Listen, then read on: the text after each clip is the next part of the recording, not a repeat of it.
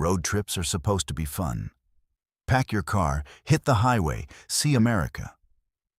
But every year, thousands of travelers experience something on our roads that changes them forever. Tonight, we're sharing 11 true stories from people who took normal trips on normal highways and encountered things that shouldn't exist.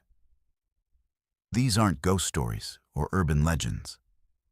These are documented incidents with police reports, hospital records, and survivors who agreed to share what happened to them. After hearing these stories, you'll never look at a dark highway the same way again. Let's move to our first story. This incident occurred in January 2019 on Interstate 80 through Nevada, one of the most desolate stretches of highway in America. The person involved was Sandra, a 28-year-old marketing executive from San Francisco who had just lost her job and was driving to Denver to stay with family while she figured out her next move. Sandra left San Francisco on a Tuesday evening around 6 p.m., planning to drive through the night to avoid traffic and arrive in Denver by Wednesday afternoon. She was an experienced long-distance driver who had made similar trips before.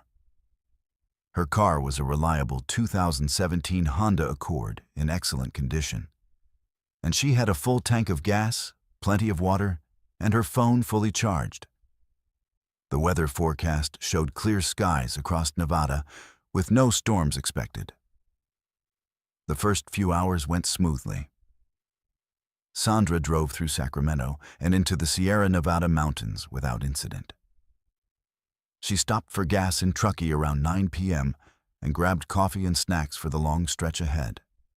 By 11 p.m., she was crossing into Nevada, where Interstate 80 becomes a straight line through hundreds of miles of desert, with only occasional towns breaking the monotony.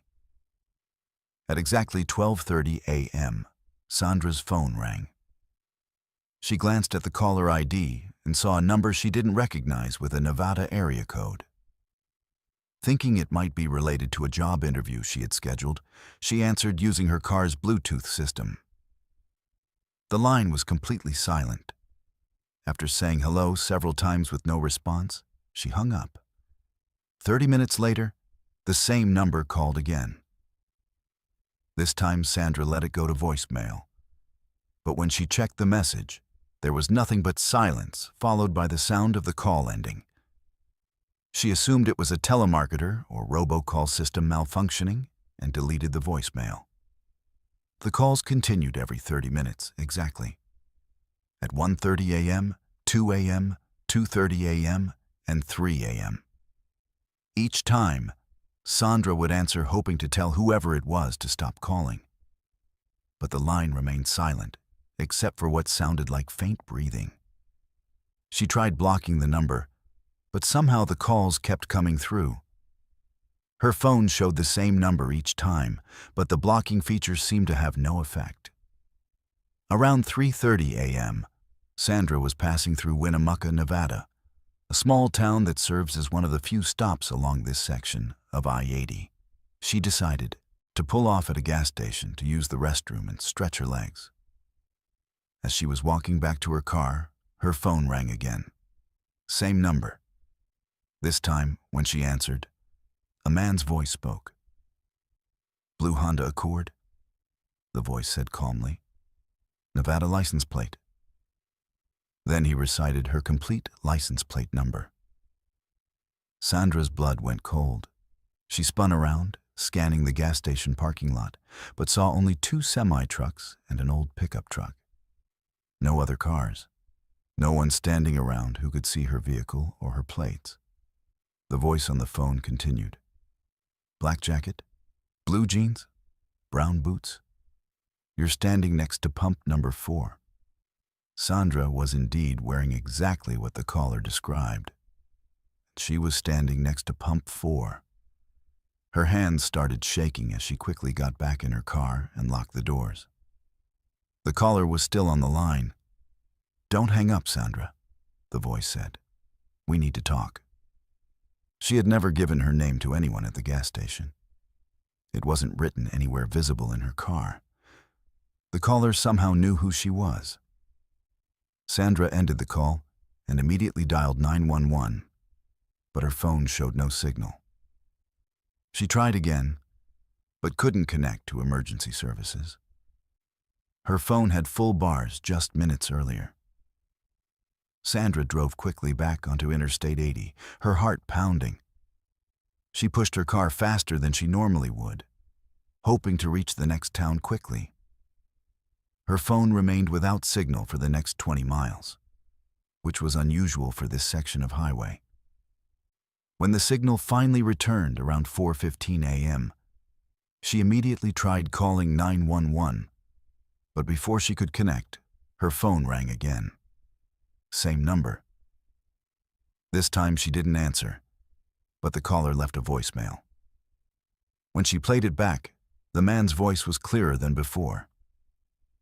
"You can't outrun us, Sandra. We know exactly where you're going. Take exit 194 in 15 miles. There's something you need to see." Sandra knew Interstate 80 well enough to know that exit 194 led to an industrial area outside of Lovelock, Nevada. There was nothing out there except some old mining equipment and abandoned buildings. The caller was trying to get her to leave the main highway and go somewhere isolated. She stayed on Interstate 80, refusing to take the exit. But as she passed exit 194, she noticed headlights in her rearview mirror that seemed to be following at the exact same speed she was traveling. When she sped up, the lights sped up.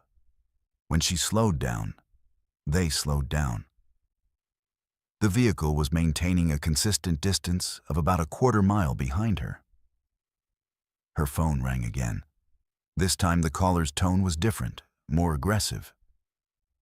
"You should have taken the exit, Sandra. Now we have to do this the hard way." The headlights behind her suddenly accelerated. Sandra could see it was a large pickup truck, possibly a Ford F-250, dark-colored but hard to make out details in her mirrors. The truck pulled up close behind her, its headlights filling her car with bright light. Then it backed off and repeated the maneuver. It was clearly trying to intimidate her or force her to pull over. Sandra pressed the accelerator harder, pushing her Honda to 85 miles per hour, then 90. The truck easily kept pace. Her phone was ringing constantly now, the same number over and over. She ignored the calls and focused on driving, but the truck was becoming more aggressive, pulling up alongside her in the left lane and pacing her speed. Through the truck's passenger window, Sandra could see two figures, but couldn't make out any details in the darkness. The truck would pull ahead, then slow down to force her to slow down, then drop back and repeat the process. This continued for nearly 20 miles. At 5:15 a.m., Sandra saw the lights of Lovelock, Nevada ahead. The truck immediately dropped back and disappeared. She couldn't see its headlights anywhere in her mirrors. Her phone stopped ringing. The sudden return to normalcy was almost as unnerving as the harassment had been. Sandra pulled off at the first Lovelock exit and found an open truck stop. She parked directly under the brightest lights she could find and went inside to report the incident to the clerk, who called the local sheriff's department. Deputy Martinez arrived within 15 minutes and took a detailed report. When Deputy Martinez examined Sandra's phone records later that morning, something strange became apparent. The calls she had been receiving showed up in her phone's call log. But when the deputy contacted the phone company to trace the number, they found no record of any calls being placed to Sandra's phone during the time period in question. According to the cellular company's records, Sandra's phone had been completely inactive from midnight until 5:30 a.m. The deputy also checked traffic cameras along Interstate 80 for the time period Sandra described. The cameras showed her Honda traveling along the highway exactly as she described. But no pickup truck was visible in any of the footage. The cameras clearly showed the road behind and around her car, but she appeared to be driving alone the entire time. Deputy Martinez interviewed the clerk at the Winnemucca gas station where Sandra had stopped. The clerk remembered her stopping for fuel, but said she had seemed nervous and kept looking around the parking lot as if she was afraid of something. However, the clerk confirmed that during the time Sandra was there, only the vehicles she mentioned were in the lot. 2 semi-trucks and an old pickup. The pickup belonged to a local rancher who was a regular customer, and he had been inside the station the entire time paying for fuel and buying supplies. The mystery deepened when Deputy Martinez discovered that Sandra's GPS unit had malfunctioned during the incident. Her car's navigation system showed that she had driven in a complete circle 3 times between Winnemucca and Lovelock, covering the same 47-mile stretch of highway repeatedly. However, Sandra insisted she had driven straight through without turning around or taking any exits, except the one in Lovelock, where she stopped to report the incident. A week later, Sandra received a call from a Nevada Highway Patrol investigator who specialized in unusual incidents along Interstate 80. The investigator told her that over the past 5 years, they had received 17 similar reports from drivers traveling that same stretch of highway. All involved mysterious phone calls from untraceable numbers, followed by harassment from vehicles that didn't appear on traffic cameras or in cellular company records. The investigator explained that this section of Interstate 80 passes through an area where several underground military facilities are located, and electronic interference from these installations sometimes causes GPS units and cellular phones to malfunction in unpredictable ways. The investigator theorized that Sandra had experienced a combination of electronic interference and sleep deprivation that caused her to become disoriented and imagine threats that weren't actually present. However, Sandra remained convinced that someone had been following and harassing her that night. She pointed out that she had been well rested when the incident began, having slept for 8 hours before starting her drive. She also noted that the caller had known specific details about her appearance and location that couldn't be explained by electronic interference. Sandra completed her drive to Denver without further incident, but she has never driven through Nevada at night again. She now flies when she needs to travel long distances, and she refuses to drive alone on any highway after dark. The experience fundamentally changed how she thinks about road travel, and she remains convinced that something more than electronic interference was responsible for what happened to her that night on Interstate 80. The Nevada Highway Patrol continues to investigate similar incidents along this stretch of highway, but no definitive explanation has been found for the pattern of reports they continue to receive from drivers traveling through this area. Let's move to our second story. This incident occurred in August 2016 on Highway 50 in Nevada, often called America's loneliest highway, due to the vast stretches of desert it crosses with minimal services or population centers. The people involved were Jeffrey and Jacob, a married couple in their early 40s from Phoenix, Arizona, who were driving to Reno for Jeffrey's brother's wedding.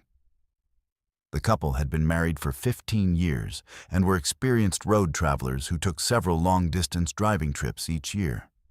They left Phoenix on a Friday morning in their 2014 Toyota Camry, planning to take the scenic route through Nevada rather than the faster but more monotonous interstate route. Highway 50 offered them a chance to see some of Nevada's historic mining towns and desert landscapes they had never visited before. Their plan was straightforward. Drive to Ely, Nevada on Friday, spend the night there, then continue to Reno on Saturday morning in time for the wedding rehearsal dinner. Jeffrey had researched the route carefully and knew that services were limited along Highway 50, so they had packed extra water, snacks, and emergency supplies in case of car trouble. The drive from Phoenix to Ely went smoothly. They stopped for lunch in Alamo, Nevada, and arrived in Ely around 4 p.m. However, when they tried to check into the hotel Jeffrey had booked online, they were told the reservation couldn't be found in the system. The hotel was fully booked due to a local festival they hadn't known about. After checking with 3 other hotels in town, they discovered that every room in Ely was occupied. The desk clerk at the last hotel they tried suggested they might find accommodations in Austin, Nevada, about 70 miles west on Highway 50. He warned them that Austin was a very small town with limited options, but said there were a couple of motels that might have availability. Since it was already getting late and they needed to be in Reno the next evening, Jeffrey and Jacob decided to drive to Austin and look for a room there. They left Ely around 6:30 p.m. and drove west on Highway 50 as the sun began setting over the Nevada desert. The landscape was spectacular but desolate, with long stretches where they didn't see another vehicle or any signs of human habitation.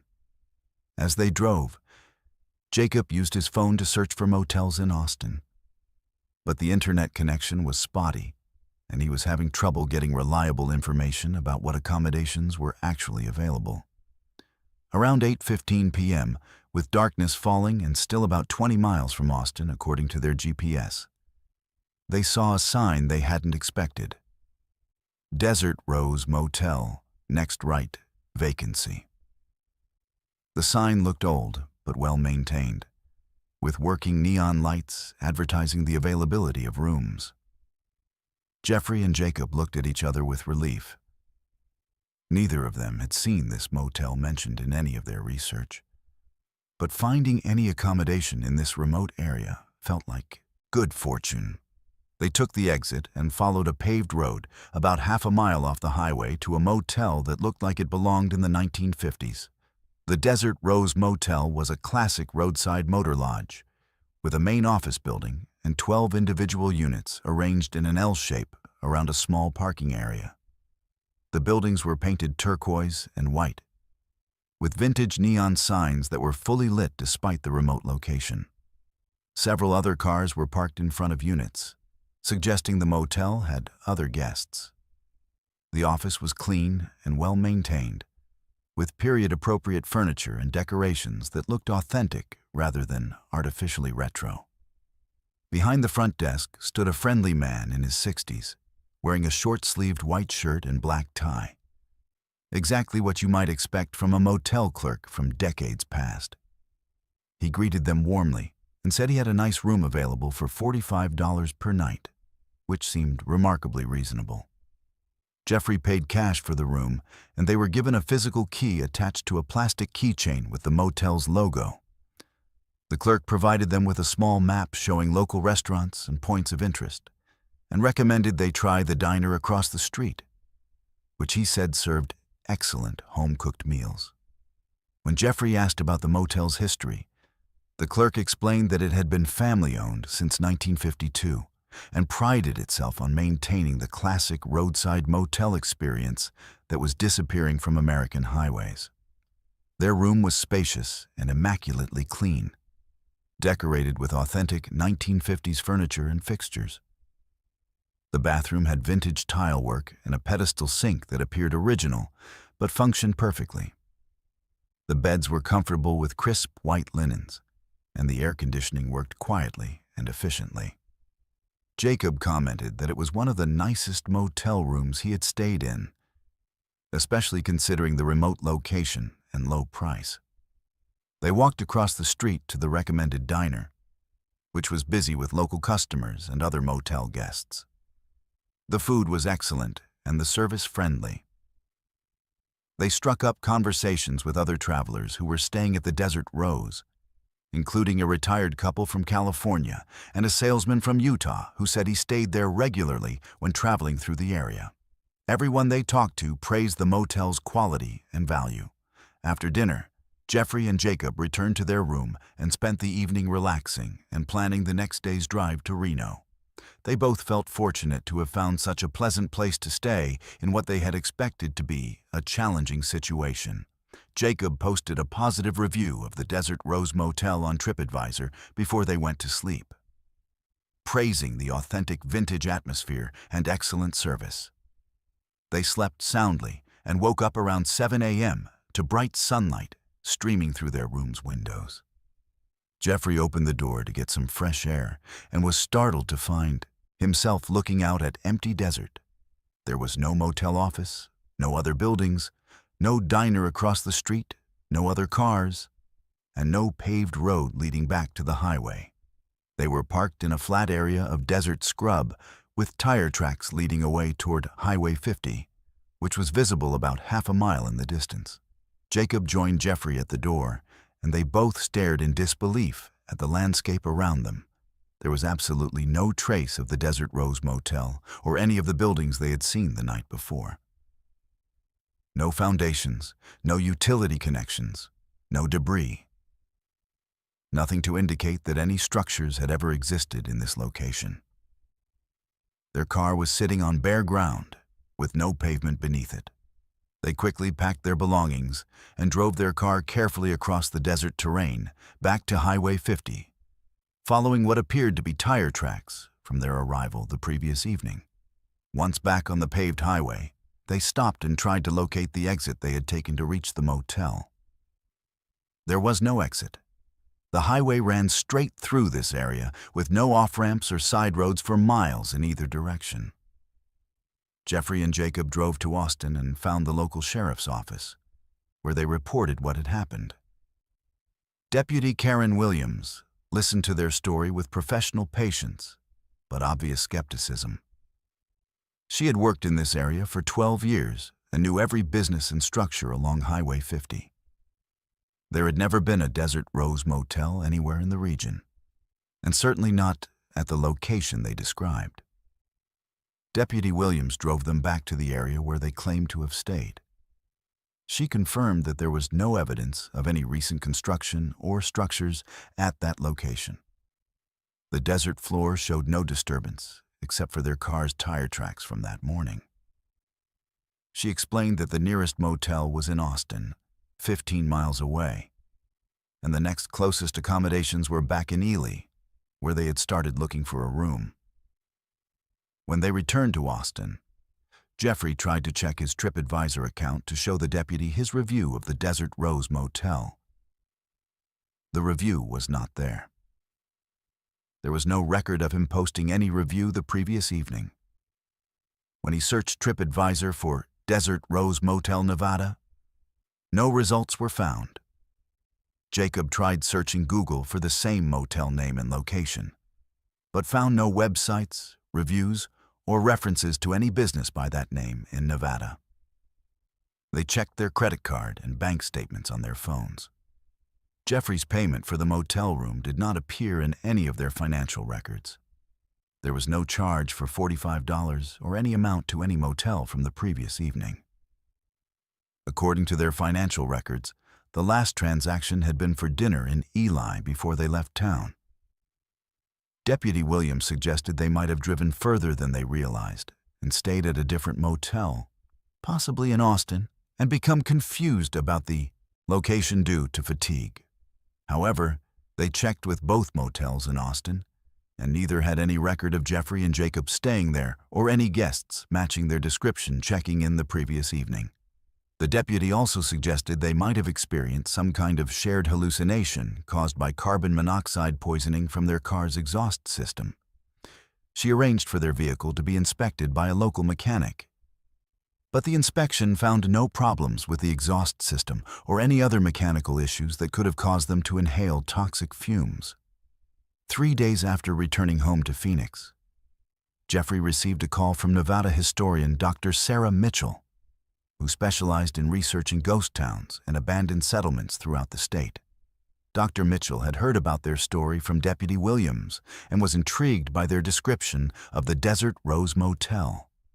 Dr. Mitchell told them that her research had uncovered records of a motel by that exact name that had operated in that general area from 1952 to 1961. The Desert Rose Motel had been a popular stop for travelers on Highway 50 until a fire in August 1961 destroyed the entire complex, killing the owner and 3 guests. After the fire, the land had been abandoned and eventually returned to its natural desert state. Dr. Mitchell showed them photographs from the Nevada State Historical Society archives that matched their description of the motel's layout and appearance exactly. The photos showed the same turquoise and white buildings, the same neon signs, and even the same office interior they remembered. The man behind the desk in one photo looked remarkably similar to the clerk they had encountered. According to Dr. Mitchell's research, the exact location of the original Desert Rose Motel had been lost over the decades as Highway 50 was rerouted and old records were misplaced or destroyed. However, based on Jeffrey and Jacob's description and GPS coordinates, she believed they had found the precise site where the motel had once stood. Jeffrey and Jacob returned to Nevada 6 months later with Dr. Mitchell to revisit the location. Using metal detectors, they found buried remnants of the motel's foundation and several artifacts, including pieces of vintage neon tubing, old room keys, and fragments of turquoise paint that matched the buildings they remembered seeing. The Nevada State Historical Society has since added the Desert Rose Motel location to their official records, based on Jeffrey and Jacob's account and the physical evidence discovered at the site. However, no explanation has ever been found for how they experienced staying at a motel that had been destroyed 55 years before their visit. Both Jeffrey and Jacob remain convinced that they actually stayed at the Desert Rose Motel on that night, in August 2016. They have polygraph tests and psychological evaluations showing no indication of deception or mental illness. The physical evidence discovered at the site supports their description of the original motel's appearance and layout. They still travel regularly, but now always verify their hotel reservations through multiple sources and avoid staying at any accommodations that aren't clearly documented in current business directories. Let's move to our third story. This incident occurred in October 2020 on Interstate 75 through rural Georgia, specifically in the area between Macon and Valdosta, where the highway passes through long stretches of pine forest and farmland. The person involved was David Park, a 24-year-old college student at the University of Florida, who was driving home to visit his family in Atlanta during fall break. David was a senior studying computer science and had made this same drive dozens of times over his 4 years in college. He was familiar with the route and typically drove straight through without stopping except for gas, since the trip normally took about 4.5 hours. On this particular Friday evening in October, he left Gainesville around 3 p.m., planning to arrive in Atlanta by 8 p.m. for dinner with his parents and younger sister. The weather was clear and traffic was light as David drove north through Florida and crossed into Georgia. He had filled up his gas tank in Valdosta and was making good time, listening to music and looking forward to spending the weekend at home. His 2018 Nissan Sentra was running perfectly, and he had made this drive so many times that he barely had to think about the route. Interstate 75 through South Georgia was familiar territory. Around 6 p.m., about 30 miles south of Macon, David noticed a pickup truck in his rearview mirror that seemed to be following closer than normal. The truck was a large, dark-colored Ford F-150 with tinted windows and what appeared to be multiple occupants. David was driving in the right lane at about 70 miles per hour, which was the speed limit. But the truck was tailgating aggressively, even though the left lane was completely open for passing. David moved into the left lane to allow the truck to pass, but instead of going around him, the truck also moved into the left lane and continued following closely behind. When David returned to the right lane, the truck followed him there as well. This pattern continued for several miles, with the truck maintaining an uncomfortably close distance, regardless of which lane David chose or how fast he drove. Growing concerned about the aggressive driving behavior, David decided to exit at the next off-ramp to let the truck pass and put some distance between them. He took exit 127, which led to a small rural community called Ashburn. As he drove down the exit ramp, he was surprised to see the pickup truck follow him off the interstate. This confirmed his suspicion that the truck's behavior wasn't just aggressive driving, but deliberate harassment or worse. David drove into Ashburn looking for a gas station or store where he could stop and wait for the truck to leave the area. However, as he entered the small town, he noticed that the pickup truck wasn't alone. Two other vehicles, a white panel van and a dark SUV, appeared from side streets and began following behind the original truck. All three vehicles were now following David through the town in what was clearly coordinated behavior. Realizing he was in serious trouble, David tried to call 911 on his cell phone, but discovered he had no signal. This was unusual because he normally had decent coverage throughout this area of Georgia. He continued driving through Ashburn looking for help, but noticed that the town seemed unusually deserted for early evening on a Friday. The few businesses he passed appeared to be closed, and he saw no other people on the streets. The three vehicles continued following him as he drove through the small downtown area and out the other side of town onto rural back roads. David was now completely lost and had no idea how to get back to Interstate 75. The roads were narrow and winding, passing through dense pine forest with no houses or businesses visible. His fuel gauge showed he still had plenty of gas, but he was becoming increasingly panicked about his situation. David tried several times to turn around and head back toward town, but each time he attempted to change direction, one of the pursuing vehicles would speed up and block his path. It became clear that they were herding him deeper into the rural area, away from any possible help. The coordination between the three vehicles suggested this was a well-practiced operation, not a spontaneous incident. Around 7:30 p.m., with daylight fading, David found himself on a dirt road deep in the forest. His car wasn't designed for off-road driving, and he was struggling to maintain control on the rough surface. Behind him, the three vehicles had closed the distance and were taking turns pulling up close to his rear bumper, apparently trying to force him to stop or cause an accident. David managed to call 911 when his phone briefly found a signal, but the connection was poor and kept cutting out. The dispatcher could barely understand him, but he was able to provide his name and mentioned that he was being chased by multiple vehicles somewhere off Interstate 75 near exit 127. The call dropped before he could provide more details, and he wasn't able to reconnect. As darkness fell, David realized he was completely lost in an area he had never seen before. The dirt roads seemed to go on endlessly through the forest, and he had no idea which direction would lead him back to civilization. His pursuers were still behind him, and he could see their headlights whenever he looked in his mirrors. They seemed to know exactly where they were going, while he was driving blindly through unfamiliar territory. Around 9 p.m., David spotted what appeared to be an abandoned barn or warehouse building ahead.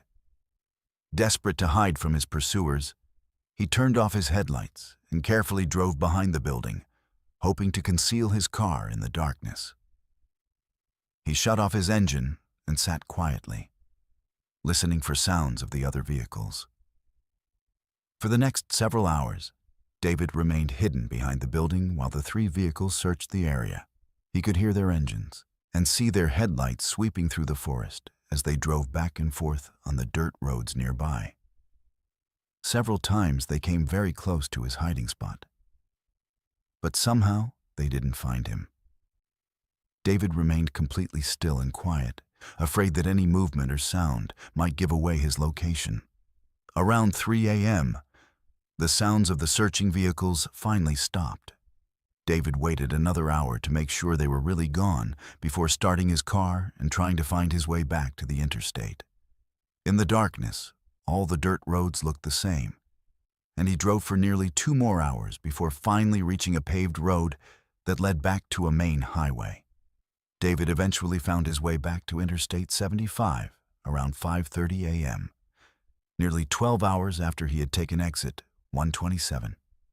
He was exhausted, traumatized, and completely disoriented about where he had been or how far he had traveled during the night. He drove straight to the Georgia State Patrol post in Macon and reported what had happened to him. Trooper Michael Rodriguez took David's statement and immediately began investigating the incident. When they tried to locate exit 127 on Interstate 75, they discovered a significant problem. According to Georgia Department of Transportation records, there was no exit 127 on Interstate 75 in that area. The exits in that section of highway were numbered 121, 125, 129, and 135, but no exit 127 existed. Trooper Rodriguez drove David back to the area where he claimed to have left the interstate. They found exit 125, which led to a different town than the one David described, and exit 129, which was about 15 miles north of where David said he had gotten off. There was no exit or off-ramp between these two locations, and no town called Ashburn accessible from Interstate 75 in that area. David insisted that he had definitely taken an exit marked 127 and had definitely driven through a town called Ashburn. But Trooper Rodriguez's investigation showed that the nearest town named Ashburn was in a completely different part of Georgia, more than 200 miles away from Interstate 75. David's description of the town didn't match any communities along that section of the highway. When they examined David's cell phone records, they found the 911 call he had made around 7:30 p.m. However, according to the cellular company's records, the call had originated from a location nearly 50 miles away from where David claimed to be at that time. The GPS data from his phone showed that he had been driving in circles in a very small area for several hours, rather than traveling the long distances through forest roads that he remembered. The investigation took an interesting turn when Trooper Rodriguez contacted the DEA task force that operated in South Georgia. Agent Sarah Williams told him that the area where David's GPS data showed him driving was the site of an active methamphetamine manufacturing and distribution operation that had been under federal surveillance for several months. Agent Williams explained that the criminal organization used sophisticated tactics to detect and deter anyone who accidentally discovered their operations. They maintained lookouts along nearby roads and would pursue and intimidate any outsiders who came too close to their facilities. The organization was known to use multiple vehicles working together to chase away potential witnesses, exactly as David had described. According to Agent Williams, David had unknowingly stumbled into the middle of an active drug operation when he left the interstate. The criminals had followed him to make sure he left the area and didn't report what he had seen. However, because David had become lost and disoriented, the chase had continued much longer than usual, and the criminals had eventually given up when they realized he posed no immediate threat to their operations. The federal task force used David's information to help locate and raid the drug operation 2 weeks later. They arrested 12 people and seized large quantities of methamphetamine, weapons, and cash. Several of the arrested individuals matched David's descriptions of the people he had seen in the pursuing vehicles. Agent Williams theorized that David's confusion about exit numbers and town names had been caused by the extreme stress of being pursued for hours by dangerous criminals. The adrenaline and fear had affected his memory and perception, causing him to misremember details about where he had been and what he had seen. However, his core account of being chased by multiple vehicles was completely accurate. David completed his drive to Atlanta the next day, arriving 24 hours later than planned. He told his family what had happened, but struggled to explain why he couldn't remember exactly where he had been or how he had gotten lost for so many hours. The discrepancies in his story made it difficult for them to understand what he had experienced. 6 months later, David received a letter from the U.S. Attorney's Office, thanking him for his cooperation in the investigation that led to the successful prosecution of the drug trafficking organization. The letter confirmed that his report had provided crucial information that helped federal agents locate and shut down a major criminal operation. David graduated from college the following spring and now works as a software developer in Atlanta. He still drives regularly, but has never again taken an unmarked exit or driven alone through rural areas at night.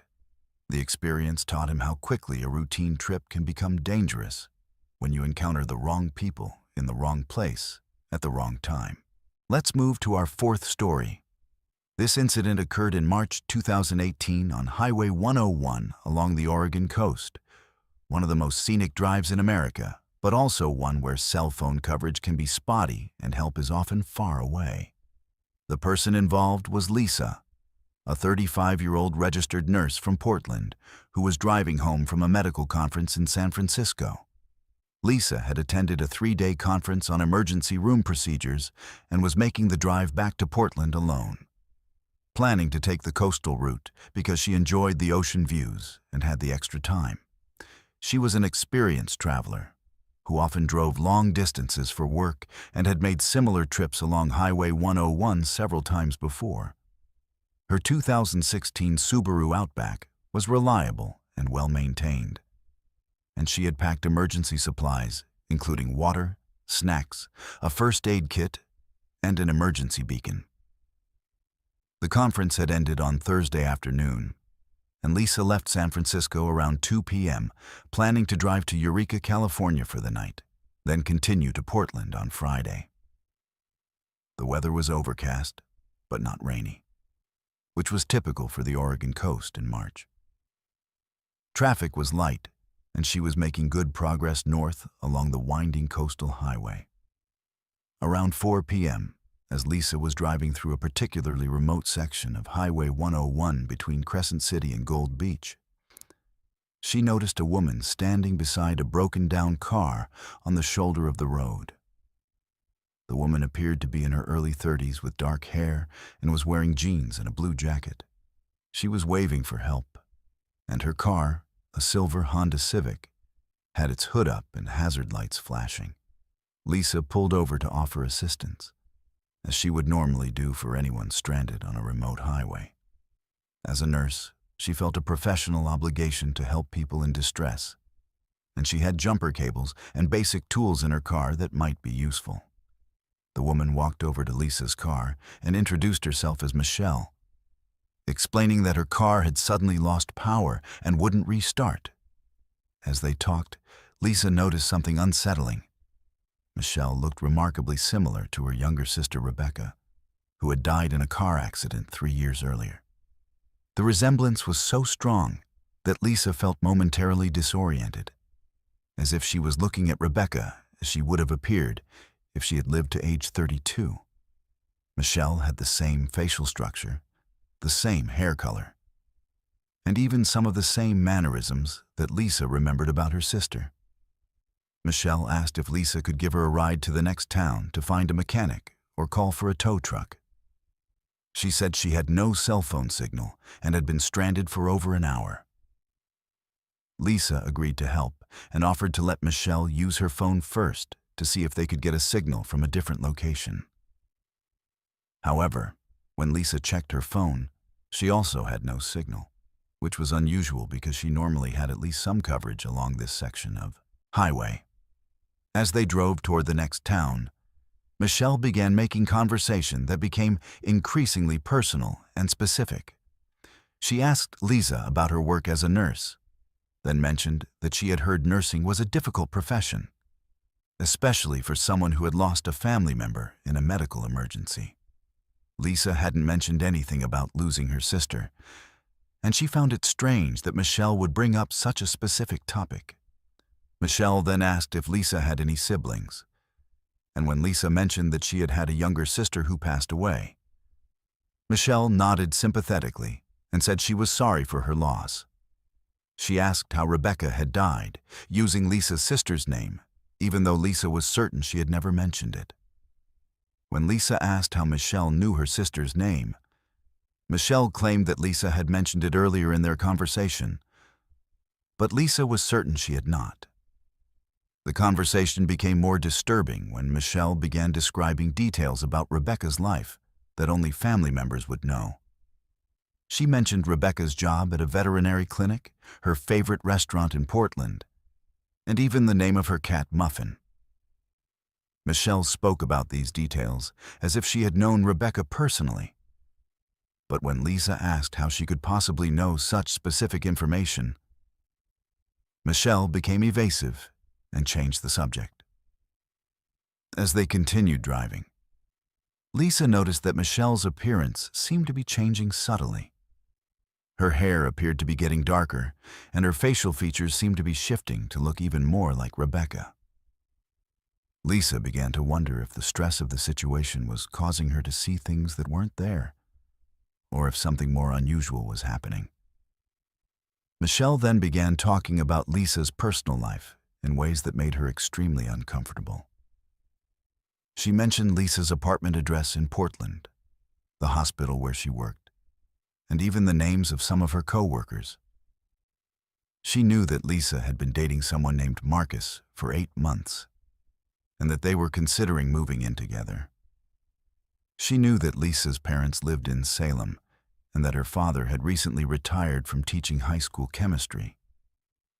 When Lisa demanded to know how Michelle could possibly know such personal information about her life, Michelle smiled in a way that reminded Lisa exactly of how Rebecca used to smile when she was keeping a secret.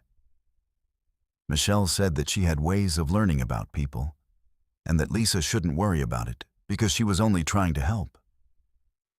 Lisa began to feel genuinely frightened and started looking for an opportunity to end the situation. She told Michelle that she would drop her off at the next gas station and that Michelle could find other help from there. However, when they reached the next town, Michelle insisted that Lisa drive to a specific location where she said her friend lived and could help with her car. The location Michelle directed her to was a small house on a rural road several miles off the main highway. Lisa became increasingly nervous about going to an isolated location with someone who clearly knew far too much about her personal life. She told Michelle that she would prefer to take her to the gas station they had passed. But Michelle became insistent and gave Lisa specific turn-by-turn directions that seemed to indicate detailed knowledge of the local area. As they drove toward the house, Lisa noticed that Michelle was no longer looking exactly like Rebecca. Her appearance seemed to be shifting again, becoming more generic and less distinctive. Lisa began to suspect that her initial impression of the resemblance to her sister might have been influenced by some kind of psychological manipulation or suggestion. When they reached the house Michelle had directed her to, Lisa saw that it appeared to be abandoned. The windows were boarded up, the yard was overgrown, and there were no vehicles in the driveway. Lisa told Michelle that she was not comfortable going to an abandoned house and insisted on returning to the main highway immediately. Michelle's demeanor suddenly changed completely. She became agitated and demanding, insisting that Lisa come inside the house with her. She claimed that her friend was definitely there and that Lisa was being unreasonable by refusing to help. Her voice took on a different quality, becoming more aggressive and less friendly than it had been earlier. Lisa decided to end the situation immediately. She told Michelle to get out of her car and that she would call for help once she reached an area with cell phone coverage. Michelle refused to get out and began making threats, saying that Lisa couldn't just abandon her and that she would regret not being more helpful. At this point, Lisa realized she was dealing with someone who was potentially dangerous and mentally unstable. She had received training in dealing with psychiatric emergencies during her nursing career, and Michelle's behavior was showing clear signs of delusional thinking and possible personality disorder. Lisa told Michelle firmly that she needed to exit the vehicle immediately, or she would drive directly to the nearest police station.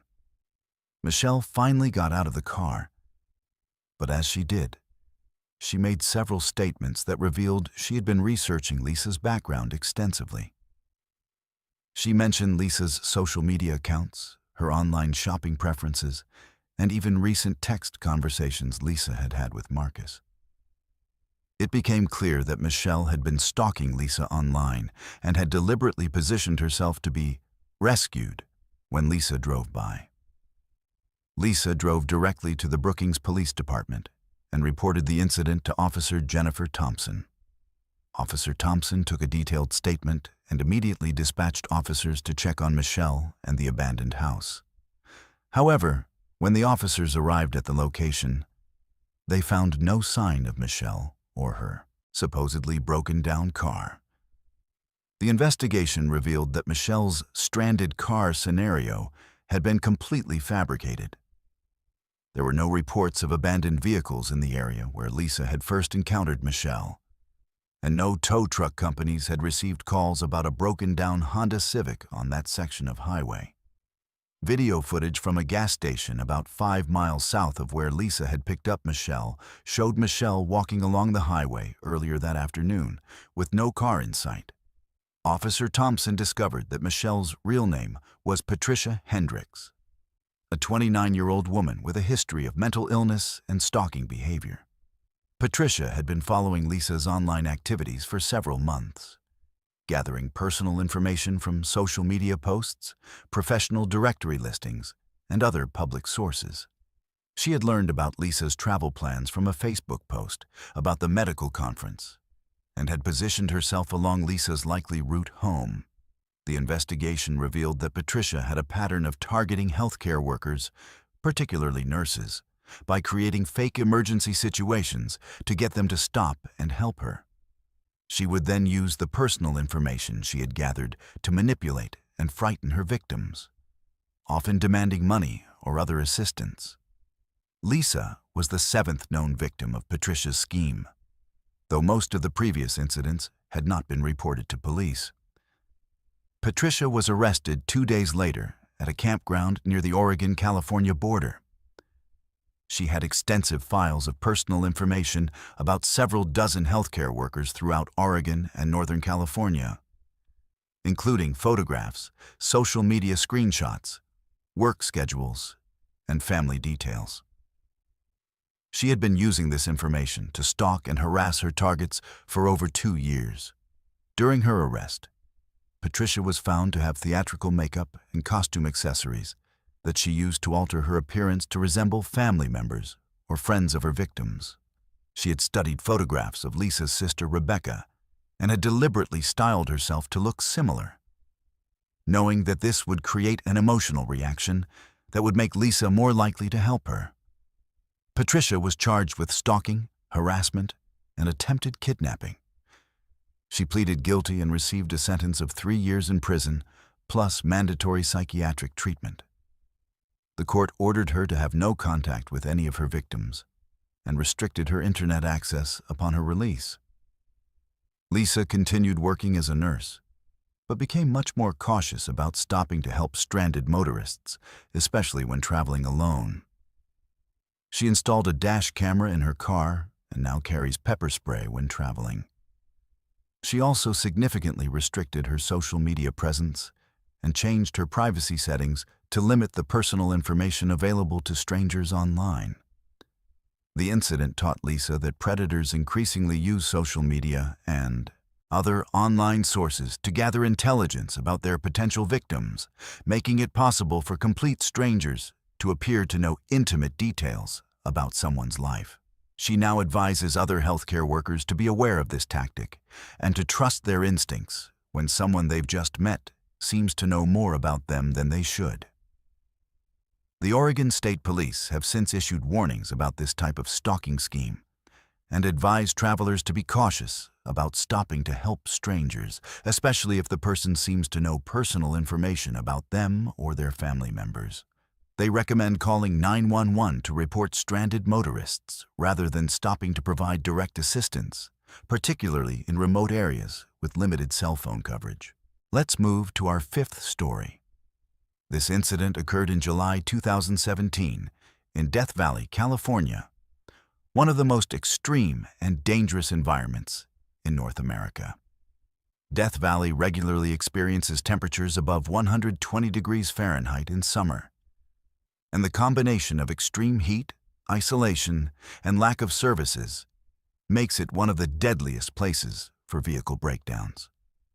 The person involved was Tyler Martinez, a 30-year-old construction contractor from Phoenix who was driving to Las Vegas for a job site meeting. Tyler was an experienced desert traveler who had grown up in Arizona and was familiar with the dangers of driving through extreme heat. He had made the Phoenix to Las Vegas drive many times before, usually taking Interstate 40 north through Flagstaff. But on this particular trip, he decided to take the more direct route through Death Valley to save time. His meeting in Las Vegas was scheduled for Friday morning, and he was leaving Phoenix on Thursday afternoon to drive straight through. Tyler was driving his 2015 Ford F-150 pickup truck, which he had purchased new and maintained meticulously.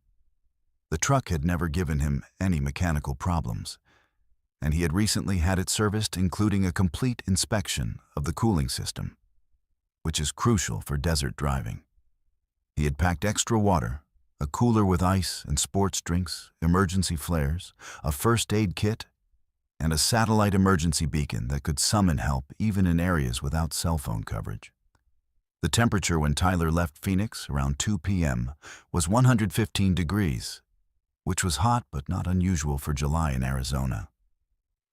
He planned to drive through the hottest part of the day, while his air conditioning was working, then arrive in Las Vegas by evening when temperatures would be more manageable. Death Valley would be even hotter than Phoenix.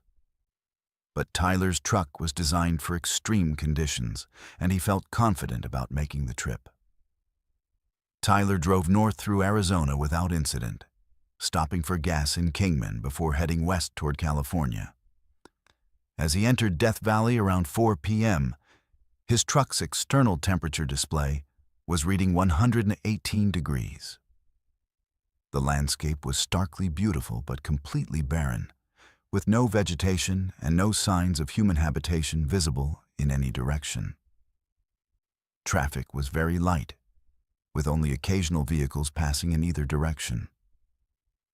Around 5 p.m., Tyler was driving through the most remote section of Death Valley when his truck's engine temperature gauge suddenly spiked into the red zone.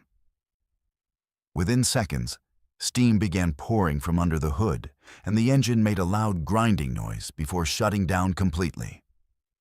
Tyler managed to guide the truck to the shoulder of the road before it stopped moving entirely. Tyler immediately understood the severity of his situation.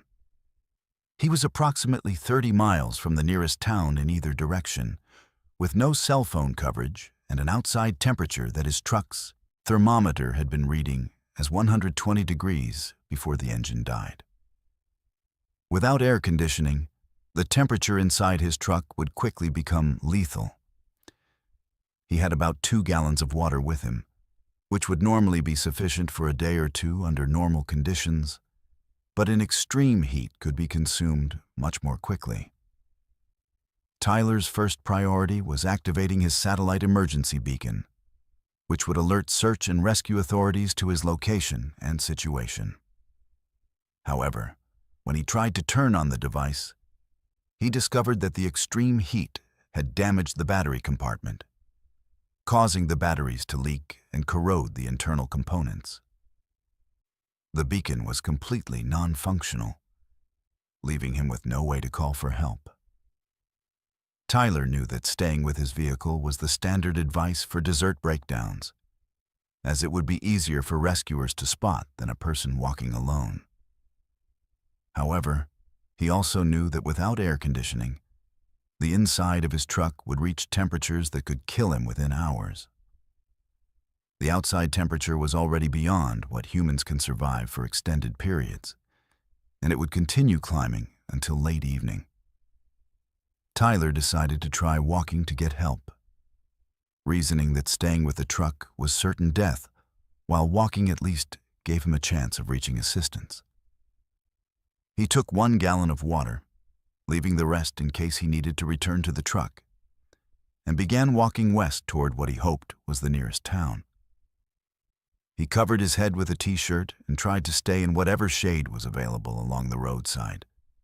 But in the flat desert terrain, there were virtually no shadows. Within the first mile of walking, Tyler began experiencing the early stages of heat exhaustion. His heart rate increased dramatically, he began sweating profusely, and he felt nauseous and dizzy. The asphalt road surface was so hot that he could feel the heat through the soles of his work boots. He tried to walk on the shoulder when possible, but the rocky desert floor was nearly as hot as the pavement. After walking for about an hour, Tyler estimated he had covered roughly 2 miles, but he was already consuming water much faster than he had planned. The extreme heat was causing his body to lose fluid through sweating at a rate that was difficult to replace, and he was beginning to show signs of dehydration. His mouth was becoming dry, his urine was dark, and he was starting to feel confused and disoriented. Around 7 p.m., with the sun still high in the western sky, Tyler began experiencing heat stroke symptoms. His sweating stopped completely, which was a dangerous sign indicating that his body's cooling system was failing. His skin became hot and dry, his heart rate became irregular, and he started having difficulty thinking clearly. He was still about 25 miles from the nearest town and had consumed more than half of his water. Tyler began seeing things that couldn't be real.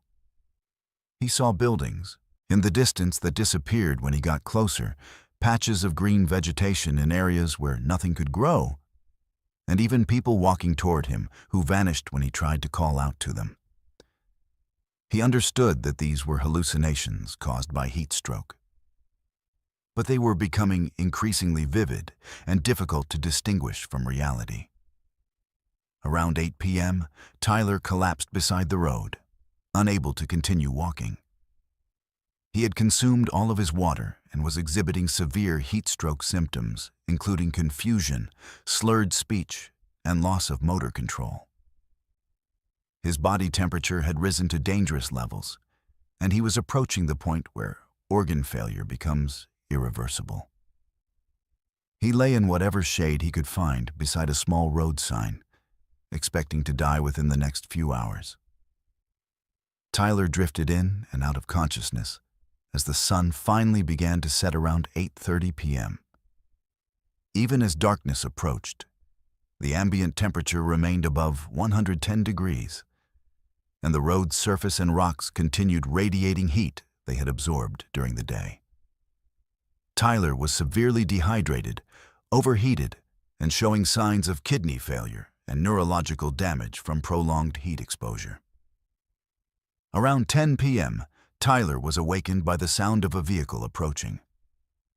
A National Park Service ranger in a pickup truck stopped when he saw Tyler lying beside the road. Ranger Patricia Collins immediately recognized the signs of severe heat stroke and began emergency treatment.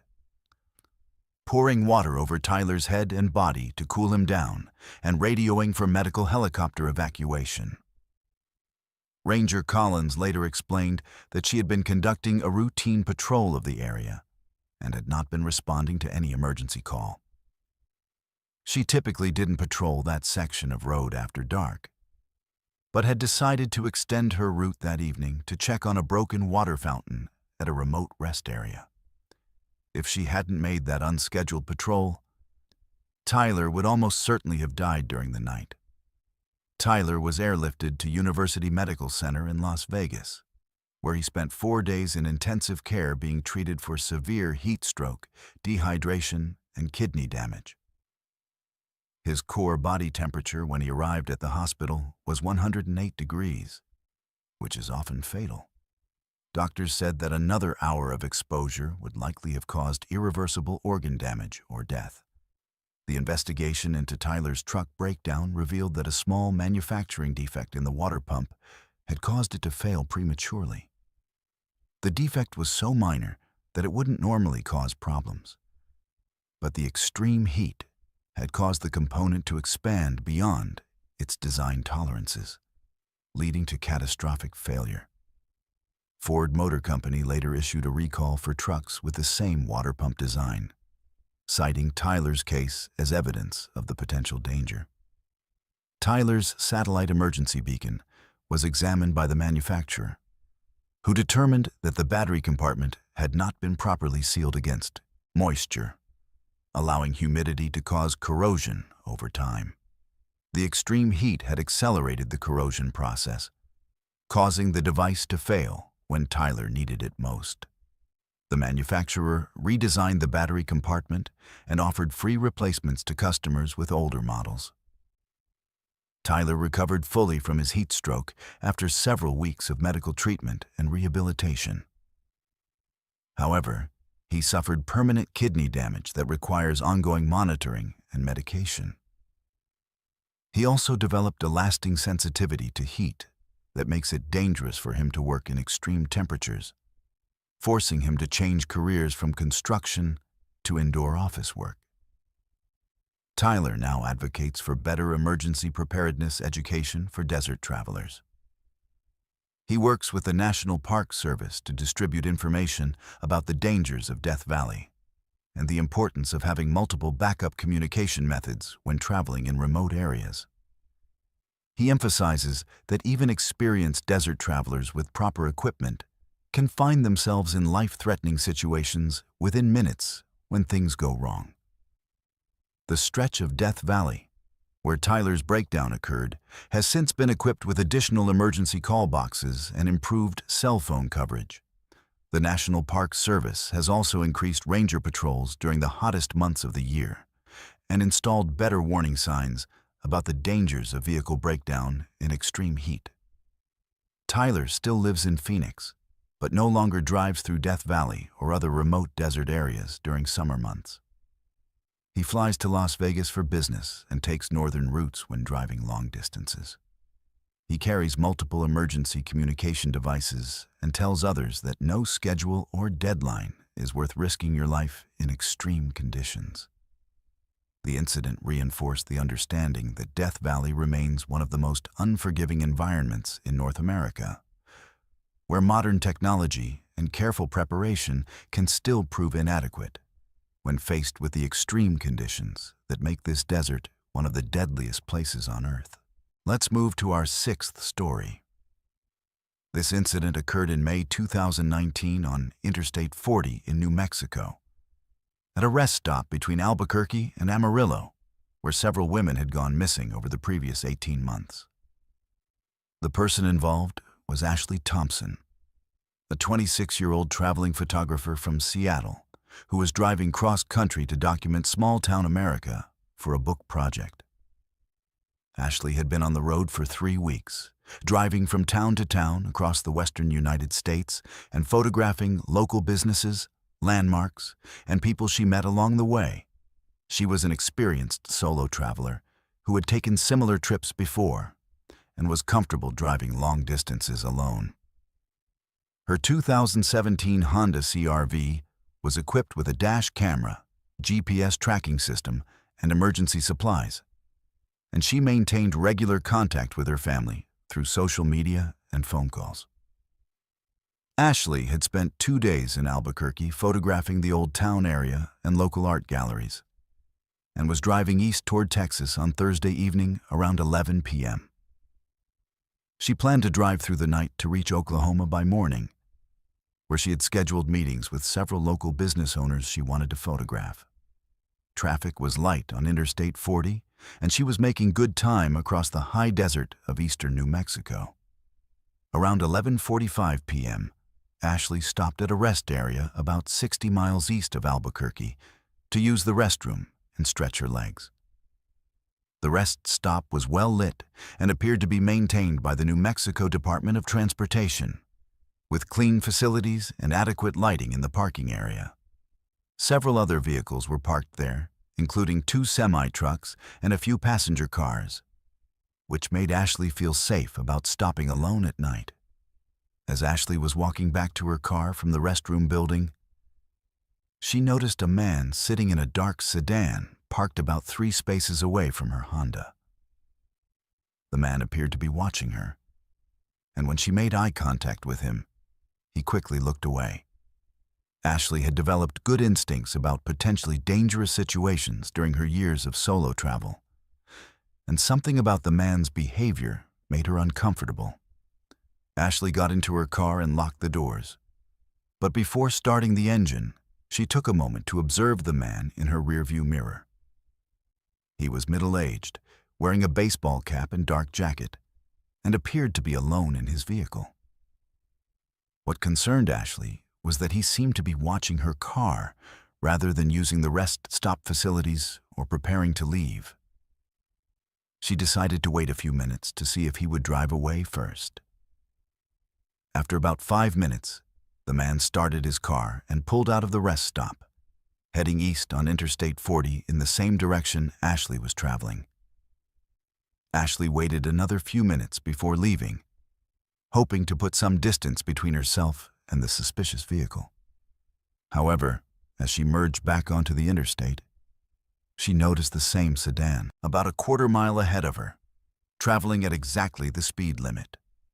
Ashley maintained her speed and tried to put the encounter out of her mind. But about 20 miles down the road, she noticed that the sedan had slowed down and was now behind her again. The driver was maintaining a consistent distance of about 300 yards, close enough to keep her in sight, but far enough away to avoid being obvious. When Ashley changed lanes, the sedan would change lanes a few seconds later. When she adjusted her speed, the sedan would match her speed after a brief delay. Becoming increasingly concerned that she was being followed, Ashley decided to test her suspicions by taking the next exit. If the sedan was simply traveling in the same direction, it would continue on the interstate.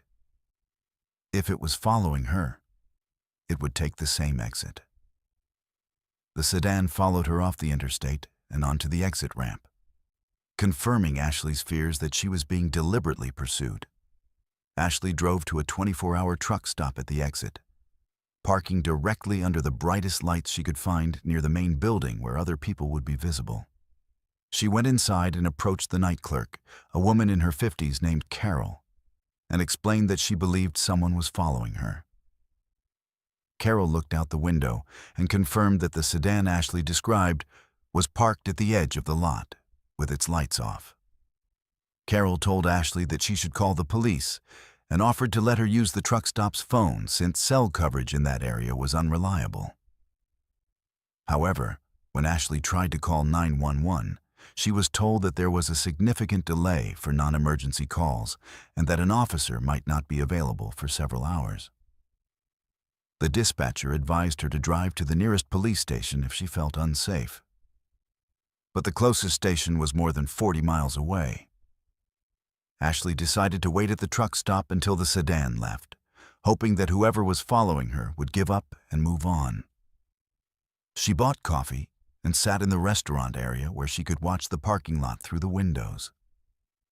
The sedan remained parked in the same location for over an hour, with the driver occasionally starting the engine but never leaving the lot.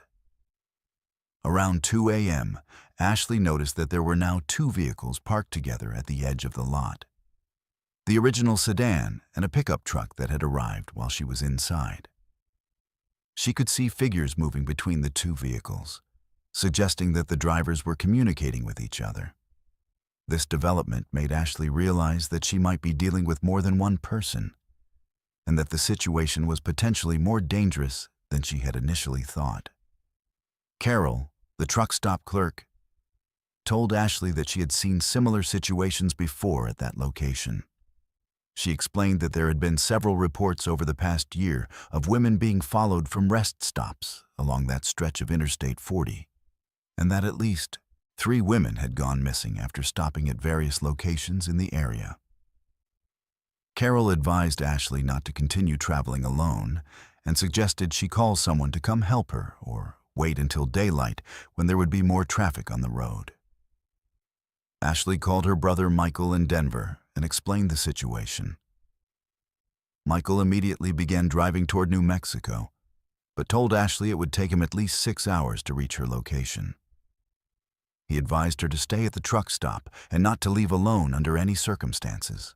Ashley also contacted the FBI's tip line to report the incident, providing descriptions of the vehicles and their license plate numbers. Around 3:30 a.m., the two suspicious vehicles finally left the truck stop parking lot, heading east on Interstate 40. Ashley waited another hour to make sure they were gone before attempting to continue her trip. However, Carol strongly advised against traveling alone and offered to let Ashley sleep in the truck stop's break room until morning, when there would be more traffic and better police availability. Ashley decided to take Carol's advice and spent the rest of the night at the truck stop. When daylight came, she was preparing to continue her trip when a New Mexico State Police trooper arrived at the truck stop. Trooper James Wilson told Ashley that her call to the FBI had triggered an alert because it matched the pattern of several other incidents that were under federal investigation. Trooper Wilson explained that the FBI had been investigating a series of disappearances of women traveling alone on Interstate 40 through New Mexico and Texas. The victims had all been followed from rest stops or gas stations, and several witnesses had reported seeing women being approached by men in vehicles matching the descriptions Ashley had provided. The investigation suggested that an organized group was targeting solo female travelers along this corridor.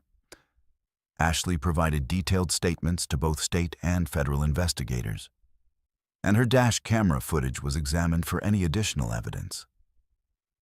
The footage showed the sedan following her at various distances for nearly 2 hours, confirming her account of being pursued. License plate numbers captured by her camera were traced to vehicles that had been reported stolen in different states, indicating that the perpetrators were using stolen cars to avoid identification.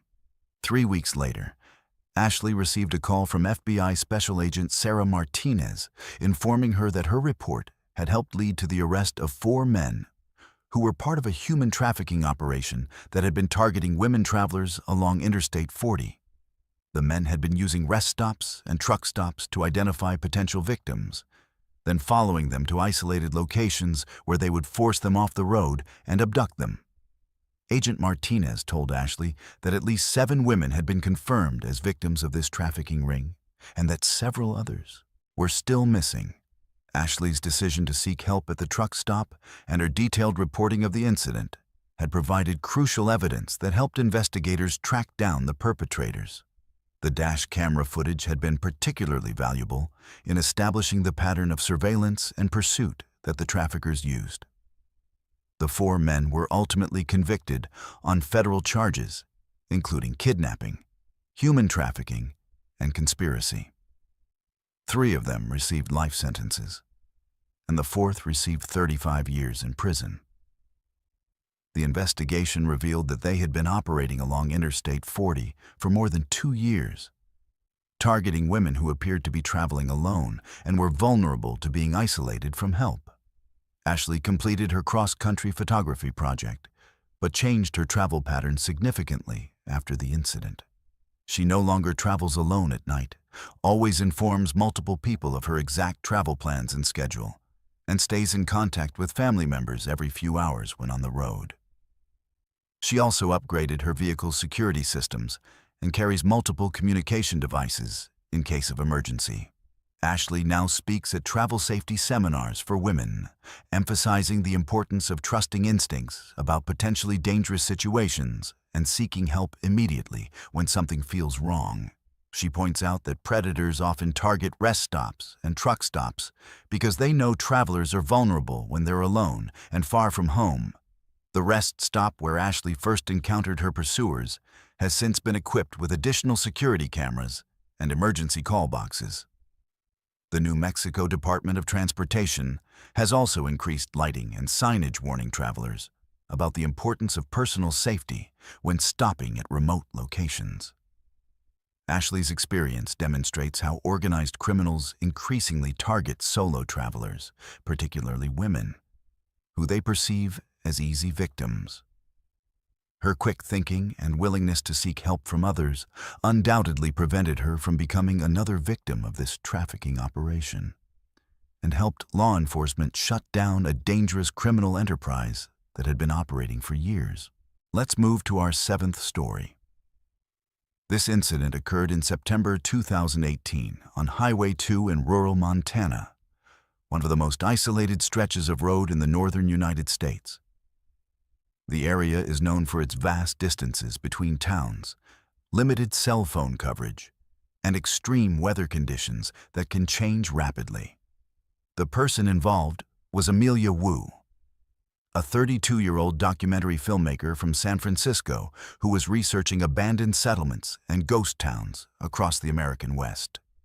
Amelia had been working on her documentary project for 8 months, traveling to remote locations throughout Nevada, Wyoming, and Montana to film the remains of mining towns, railroad communities, and farming settlements that had been abandoned during various economic downturns over the past century.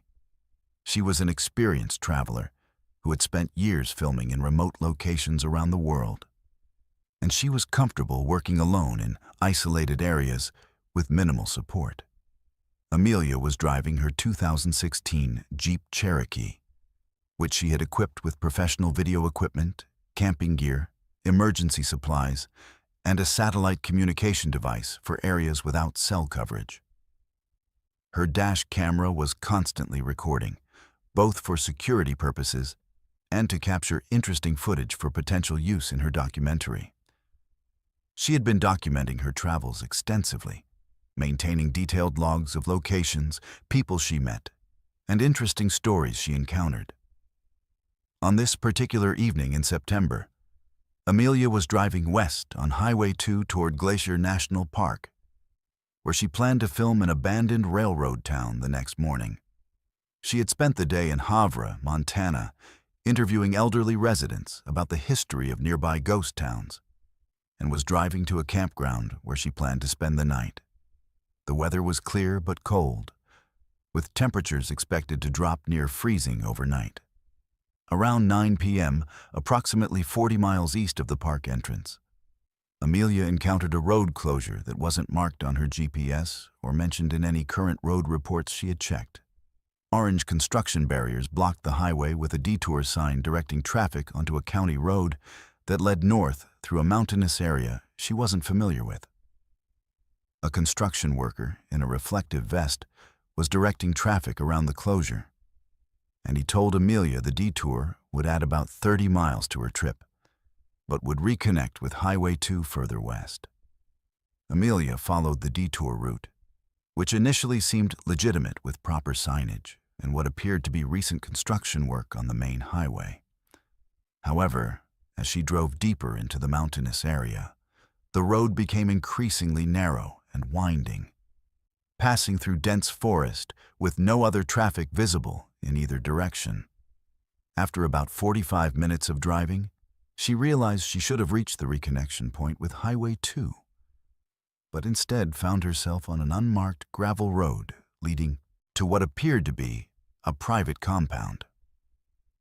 The compound consisted of several large buildings surrounded by high fencing, with bright security lights illuminating the entire area. As Amelia approached, she could see that the main gate was open and there were people moving around the buildings. A man in military-style clothing waved her forward, indicating that she should drive through the gate.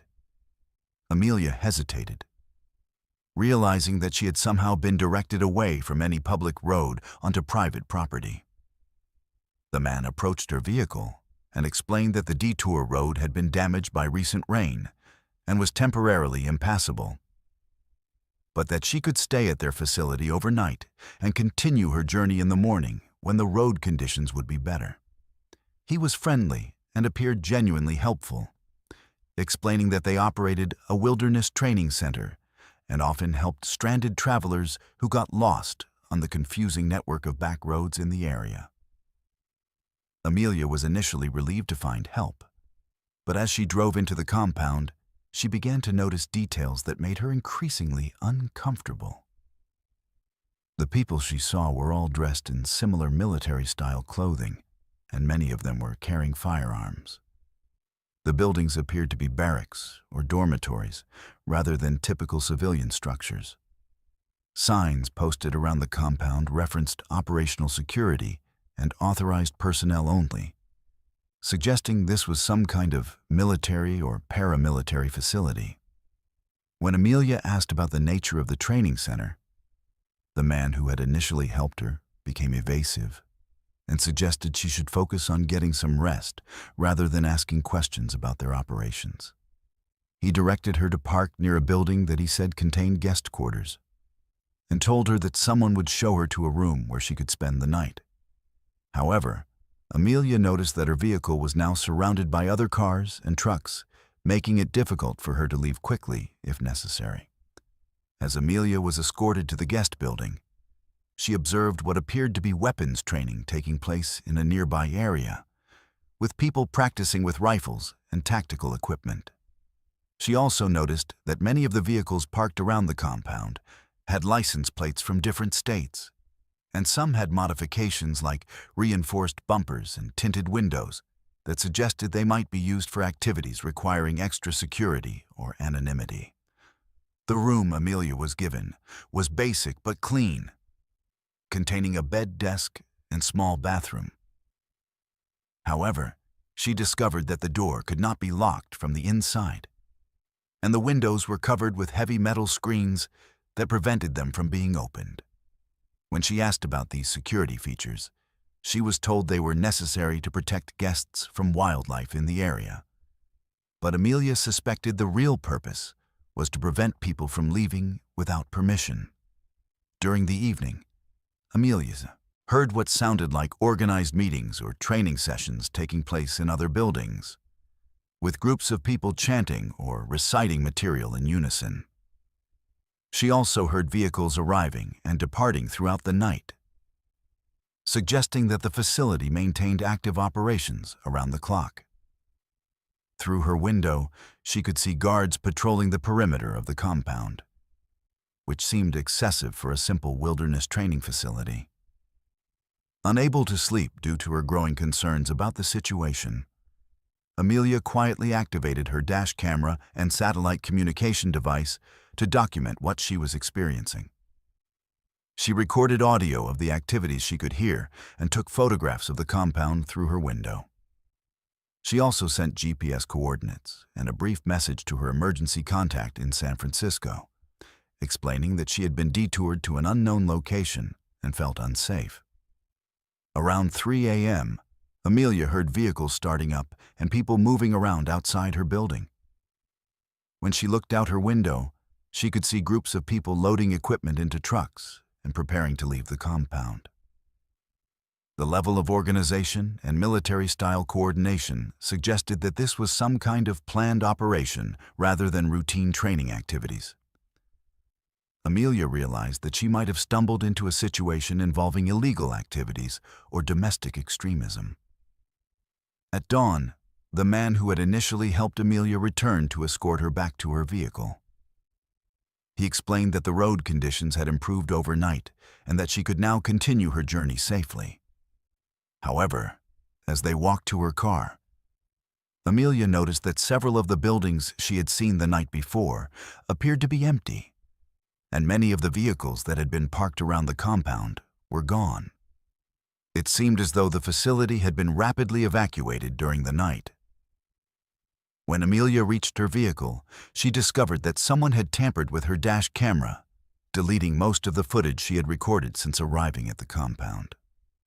However, her satellite communication device had continued operating, and she had managed to transmit some photographs and location data to her emergency contact before the equipment was discovered and disabled. The man escorted Amelia to what he claimed was the repaired detour road, but instead of leading back to Highway 2, the route took her to a completely different highway, about 50 miles from where she had originally been detoured. When she asked how this was possible, she was told that there were multiple routes through the mountain area, and that this was simply the most direct way back to a main road. Amelia drove directly to the nearest town with cell phone coverage and contacted both local law enforcement and the FBI to report what she had experienced. Her description of the compound and its activities raised immediate concerns among federal investigators, who told her that they had been monitoring reports of extremist training camps in the Montana region. Special Agent Robert Chen of the FBI's Domestic Terrorism Unit interviewed Amelia extensively about her experience and examined the limited footage and data she had managed to preserve. Agent Chen explained that her account matched intelligence reports about a survivalist group that had been conducting paramilitary training and potentially planning violent actions against government targets. The GPS coordinates Amelia had transmitted to her emergency contact led federal agents to the location where she had been detained. But when they arrived with search warrants 2 days later, they found an abandoned facility with no evidence of recent occupation. The buildings were empty, and it appeared that the entire operation had been moved to a different location immediately after Amelia's visit. However, the investigation revealed that the road closure and detour that had led Amelia to the compound had been deliberately created by members of the extremist group. They had been using fake construction barriers to divert travelers, particularly those who appeared to be traveling alone, to their facility for surveillance and potential recruitment.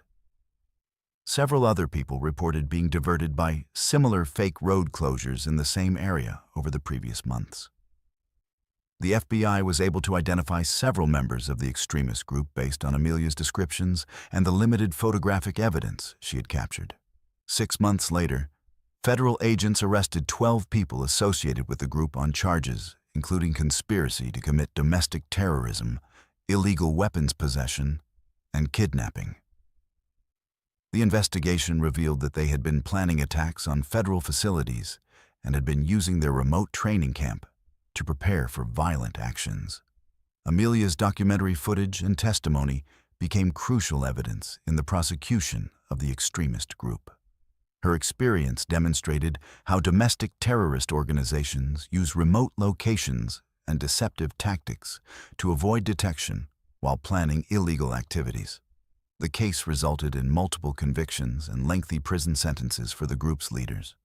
Amelia completed her documentary project, but now travels with security personnel when filming in remote locations.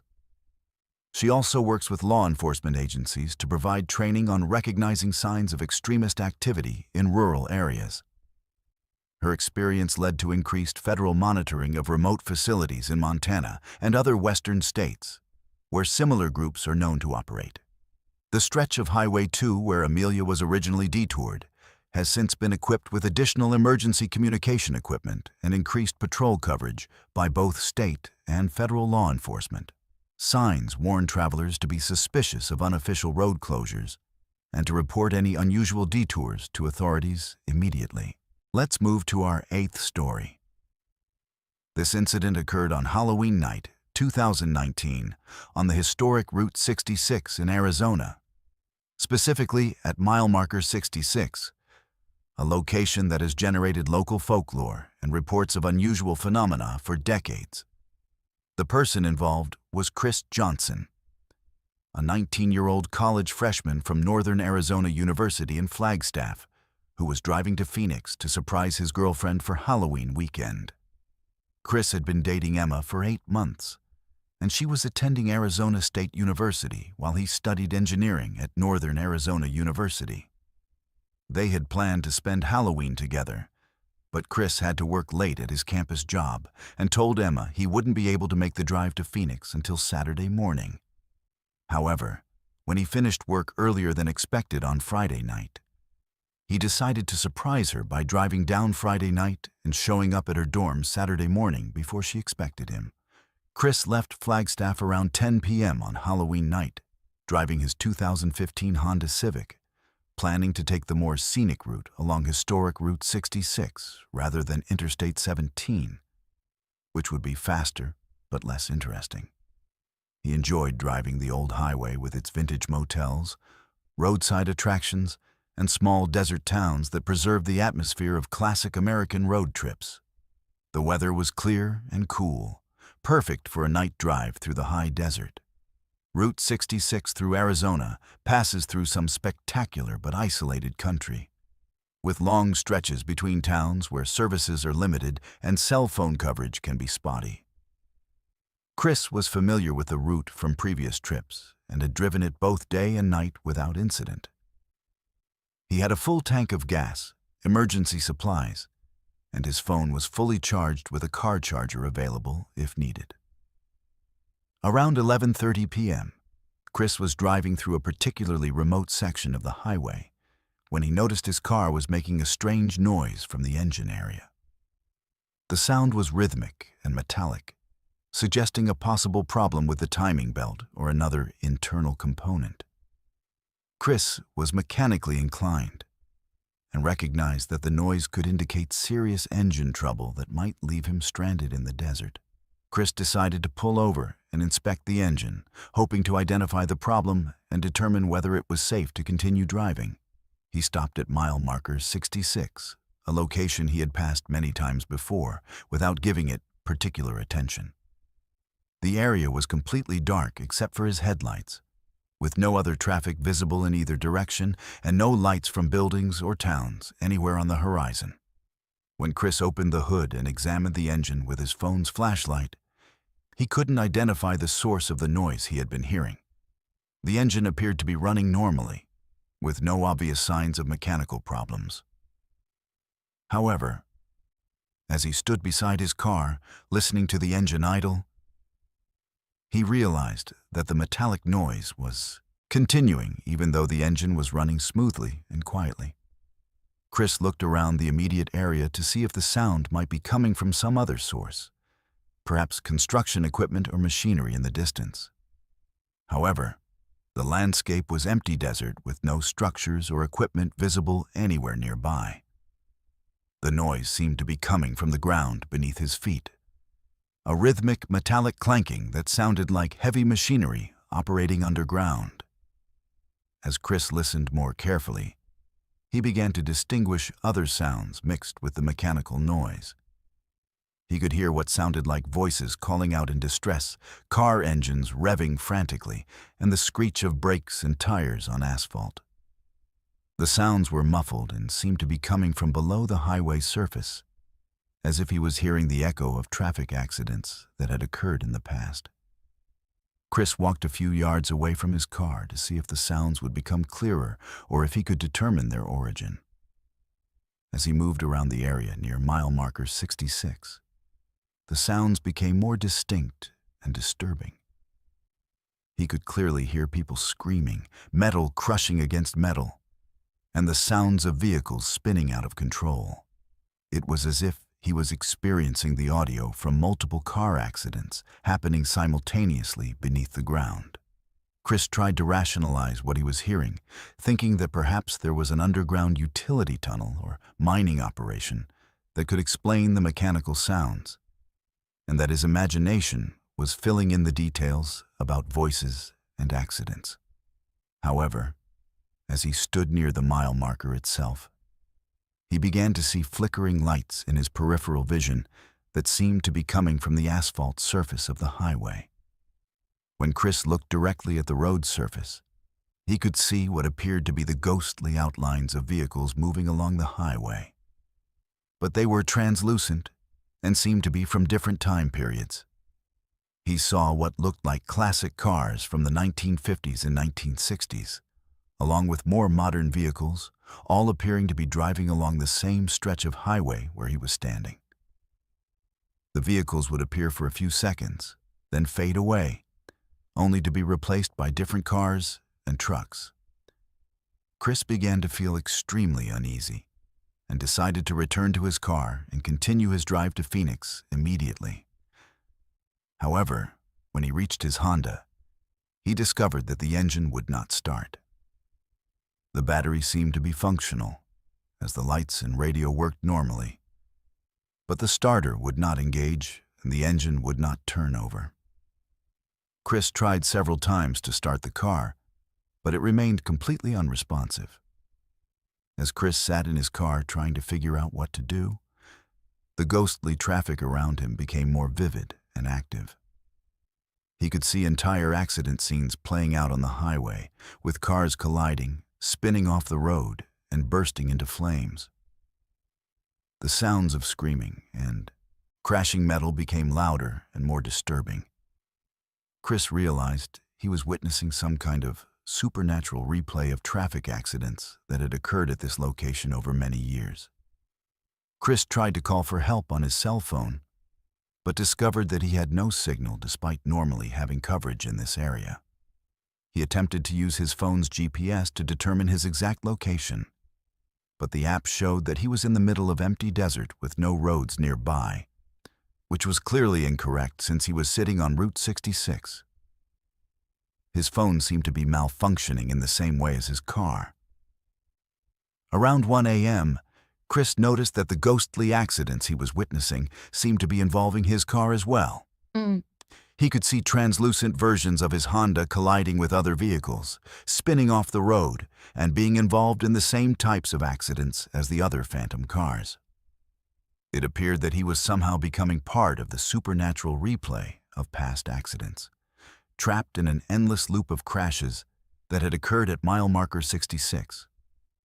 Chris decided that he needed to leave the area immediately, even if it meant abandoning his car and walking to the nearest town for help. However, when he tried to open his car door, he found that it would not move. The handles worked normally, but the doors seemed to be held shut by some invisible force. All 4 doors were similarly affected, as were the windows, which would not roll down despite the electrical system working normally. As Chris struggled to find a way out of his car, he noticed that the ghostly traffic around him was becoming more intense and violent. The accident scenes were now involving dozens of vehicles, with crashes occurring continuously in an overlapping pattern that filled the entire visible area of highway. The sounds of metal crushing, tires screeching, and people screaming became overwhelming, creating a cacophony of disaster that seemed to be building toward some kind of climax. Around 2 a.m., Chris saw what appeared to be the most recent accident in the supernatural replay. A car identical to his own Honda Civic was involved in a head-on collision with a semi-truck, resulting in a massive explosion and fire. As this scene played out, Chris realized that he might be witnessing a precognition of his own death, and that he had somehow become trapped in a time loop that would end with his participation in a fatal accident. Desperate to escape, Chris began trying to break his car windows using his emergency kit tools. However, the glass seemed to be supernaturally strengthened and would not crack or shatter, despite his repeated attempts. As he worked frantically to find a way out, the phantom accidents around him continued to intensify, and he could feel his car beginning to move involuntarily, as if it was being drawn into the supernatural traffic pattern. Just before 3 a.m., as Chris felt his car beginning to accelerate on its own toward what appeared to be an inevitable collision with a ghostly semi-truck, he made a desperate decision to try communicating with the supernatural forces that seemed to control the area. He began speaking aloud, acknowledging the deaths that had occurred at this location and expressing his respect for the victims of past accidents. Chris told the spirits that he understood he had intruded on their space and that he meant no disrespect to those who had died at mile marker 66. He promised that if he was allowed to leave safely, he would make sure that others knew about the dangers of this location and would work to prevent future accidents from occurring there. As he spoke, the intensity of the ghostly accidents began to diminish, and the sounds of crashing and screaming gradually faded. Around 3:30 a.m., Chris felt his car door suddenly open freely, and his engine started immediately when he turned the key. The ghostly traffic disappeared completely, and the area returned to normal silence and darkness. Chris quickly drove away from mile marker 66 and continued to Phoenix without stopping, arriving at Emma's dorm around 5 a.m. in a state of shock and exhaustion. Chris reported his experience to the Arizona Department of Public Safety and learned that mile marker 66 on Route 66 had indeed been the site of numerous fatal accidents over the decades. The location's combination of highway design, lighting conditions, and wildlife crossings had made it statistically one of the most dangerous spots on the historic route, with over 30 documented fatalities since the 1950s. Following Chris's report, the Arizona Department of Transportation conducted a safety analysis of the mile marker 66 area and implemented several improvements, including enhanced lighting, wildlife barriers, and improved signage warning drivers about the accident history. The number of accidents at that location has decreased significantly since these safety measures were installed. Chris changed his major from engineering to paranormal research and now investigates reports of supernatural highway phenomena across the American Southwest. He believes his experience at mile marker 66 demonstrates that traumatic events can leave permanent impressions on physical locations, creating supernatural replays that sensitive individuals can witness under specific conditions. Let's move to our 9th story. This incident occurred in December 2020 on Interstate 35 in Texas, during the height of the COVID-19 pandemic, when many businesses were closed and fewer people were traveling late at night. The person involved was Maria Santos, a 29-year-old registered nurse who was driving between hospitals as part of her job covering night shifts at multiple medical facilities during the staff shortages caused by the pandemic. Maria had been working as a traveling nurse for 3 years, but the pandemic had created unprecedented demand for her services. She was covering night shifts at 2 different hospitals in the Dallas-Fort Worth area, driving between them several times per week. Her route typically took her on Interstate 35 between Arlington and Dallas, a drive she had made dozens of times and knew well. She was driving her 2019 Toyota Corolla, which was equipped with a factory navigation system that she relied on for traffic updates and route optimization. On this particular night in December, Maria was driving from Presbyterian Hospital Arlington to Baylor University Medical Center in Dallas for a 3 a.m. shift change. She had finished her shift in Arlington at 2 a.m. and needed to be in Dallas by 3 a.m. to relieve another nurse who was covering a double shift. The drive normally took about 45 minutes, giving her just enough time to make the transition between hospitals. Maria left Arlington around 2:05 a.m. and initially followed her usual route north on Interstate 35. Traffic was extremely light due to the late hour and pandemic restrictions, with only occasional trucks and emergency vehicles on the road. The weather was clear and cold, with no precipitation or visibility issues that would complicate the drive. Around 2:25 a.m., as Maria was approaching downtown Dallas, her car's navigation system suddenly announced a traffic alert and began directing her to take an alternate route.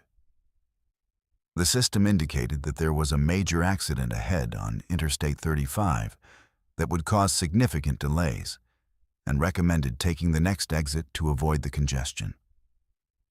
Maria could see the red traffic indicators on her GPS display showing stopped traffic ahead. Maria trusted her navigation system and took the recommended exit, which led her onto surface streets through an industrial area she wasn't familiar with. The GPS continued providing turn-by-turn directions, leading her through a maze of side streets and frontage roads that seemed to be taking her around the reported accident. However, as she drove through this area, Maria noticed that the streets were completely empty and many of the businesses appeared to be abandoned. After following the GPS directions for about 15 minutes, Maria began to suspect that something was wrong. She should have been approaching downtown Dallas by now, but instead found herself in an increasingly isolated industrial area with no signs of the city's skyline or familiar landmarks. The GPS continued, directing her to make turns onto progressively smaller and darker streets, leading her away from any major roads or well-lit areas. Around 2:45 a.m., The GPS directed Maria to turn into what appeared to be an industrial complex or warehouse district. As she made the turn, she noticed that the area ahead was blocked by what looked like an accident scene, with emergency vehicles, flashing lights, and several cars scattered across the roadway.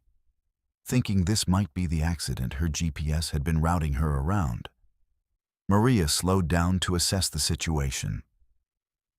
As Maria approached the scene, a man wearing what appeared to be a police uniform waved her over to the side of the road. He approached her car and explained that there had been a serious multi-vehicle accident and that she would need to wait while they cleared the roadway. He asked for her driver's license and insurance information, which seemed like a routine request from a police officer managing an accident scene. However, as Maria handed over her documents, she began to notice details that made her suspicious. The man's uniform didn't match the standard Dallas Police Department design, and his vehicle, while it had emergency lights, didn't have proper police markings. Additionally, the accident scene itself looked staged, with the damaged vehicles positioned in ways that seemed artificial rather than the result of actual collisions. Maria also realized that she had been recording voice memos on her phone to update her husband about her work schedule, and the recording was still running. She quietly continued the recording, hoping to document whatever was happening in case she needed evidence later. She began to suspect that she had been deliberately directed to this location by someone who had compromised her GPS system. The fake police officer returned with Maria's documents and told her that she would need to move her car to a specific parking area while they finished processing the accident scene. He directed her to drive to a location that was even more isolated and poorly lit, away from any potential witnesses or help. Maria realized that she was likely being set up for a carjacking, kidnapping, or worse. Instead of following the fake officer's directions, Maria told him that she needed to call her supervisor at the hospital to report that she would be late for her shift. She pretended to be making a phone call while actually activating her phone's emergency features, including location sharing and automatic recording. She also noticed that her actual GPS showed her location as being several miles away from any accident that had been reported on traffic networks. As Maria pretended to talk on her phone, she observed the supposed accident scene more carefully and realized that none of the people involved appeared to be actual accident victims or legitimate emergency responders. The damaged vehicles had no real accident debris around them, and the people moving around the scene were all healthy adult males who seemed to be coordinating their activities rather than dealing with an emergency. Maria decided that she needed to leave immediately, regardless of what the fake officer told her to do. She told him that she had been ordered by hospital administration to proceed to her assignment immediately because of a patient emergency, and that she would have to drive around the accident scene using an alternate route. Before he could respond, she put her car in reverse and quickly backed away from the area. The fake officer and several other men immediately ran toward their vehicles and began pursuing Maria as she tried to navigate back to a main road. She could see multiple sets of headlights following her as she drove through the industrial complex, trying to find an exit that would lead her back to familiar territory. Her GPS system was still malfunctioning, showing her location incorrectly and providing directions that led deeper into the isolated area. Maria realized that her GPS had been hacked or compromised, and that the criminals had used her navigation system to lead her into a trap. She turned off the GPS and began navigating based on her general sense of direction, trying to head toward the lights of downtown Dallas that were visible in the distance. She called 911 while driving, but had difficulty explaining her exact location because she didn't know where she was. Around 3:15 a.m., Maria managed to reach a main road that she recognized, and her pursuers stopped following her once she was in an area with better lighting and potential witnesses. She drove directly to Baylor University Medical Center and reported the incident to hospital security, who immediately contacted Dallas police. She was over an hour late for her shift, but her supervisor was understanding once she explained what had happened. Dallas Police Detective Robert Kim investigated Maria's report and discovered that her experience was part of a pattern of similar incidents involving GPS manipulation and fake accident scenes. The investigation revealed that criminals were using sophisticated technology to hack into vehicle navigation systems and redirect drivers to predetermined locations where they could be robbed, carjacked, or worse. Detective Kim explained that the criminals had been monitoring traffic patterns and identifying lone drivers, particularly healthcare workers who were traveling predictable routes during night shifts. They would hack into the vehicle's GPS systems using cellular network vulnerabilities and create fake traffic alerts to justify routing drivers to isolated locations where accomplices were waiting with staged accident scenes. The investigation led to the arrest of 7 people who were part of an organized criminal network specializing in GPS-based crimes.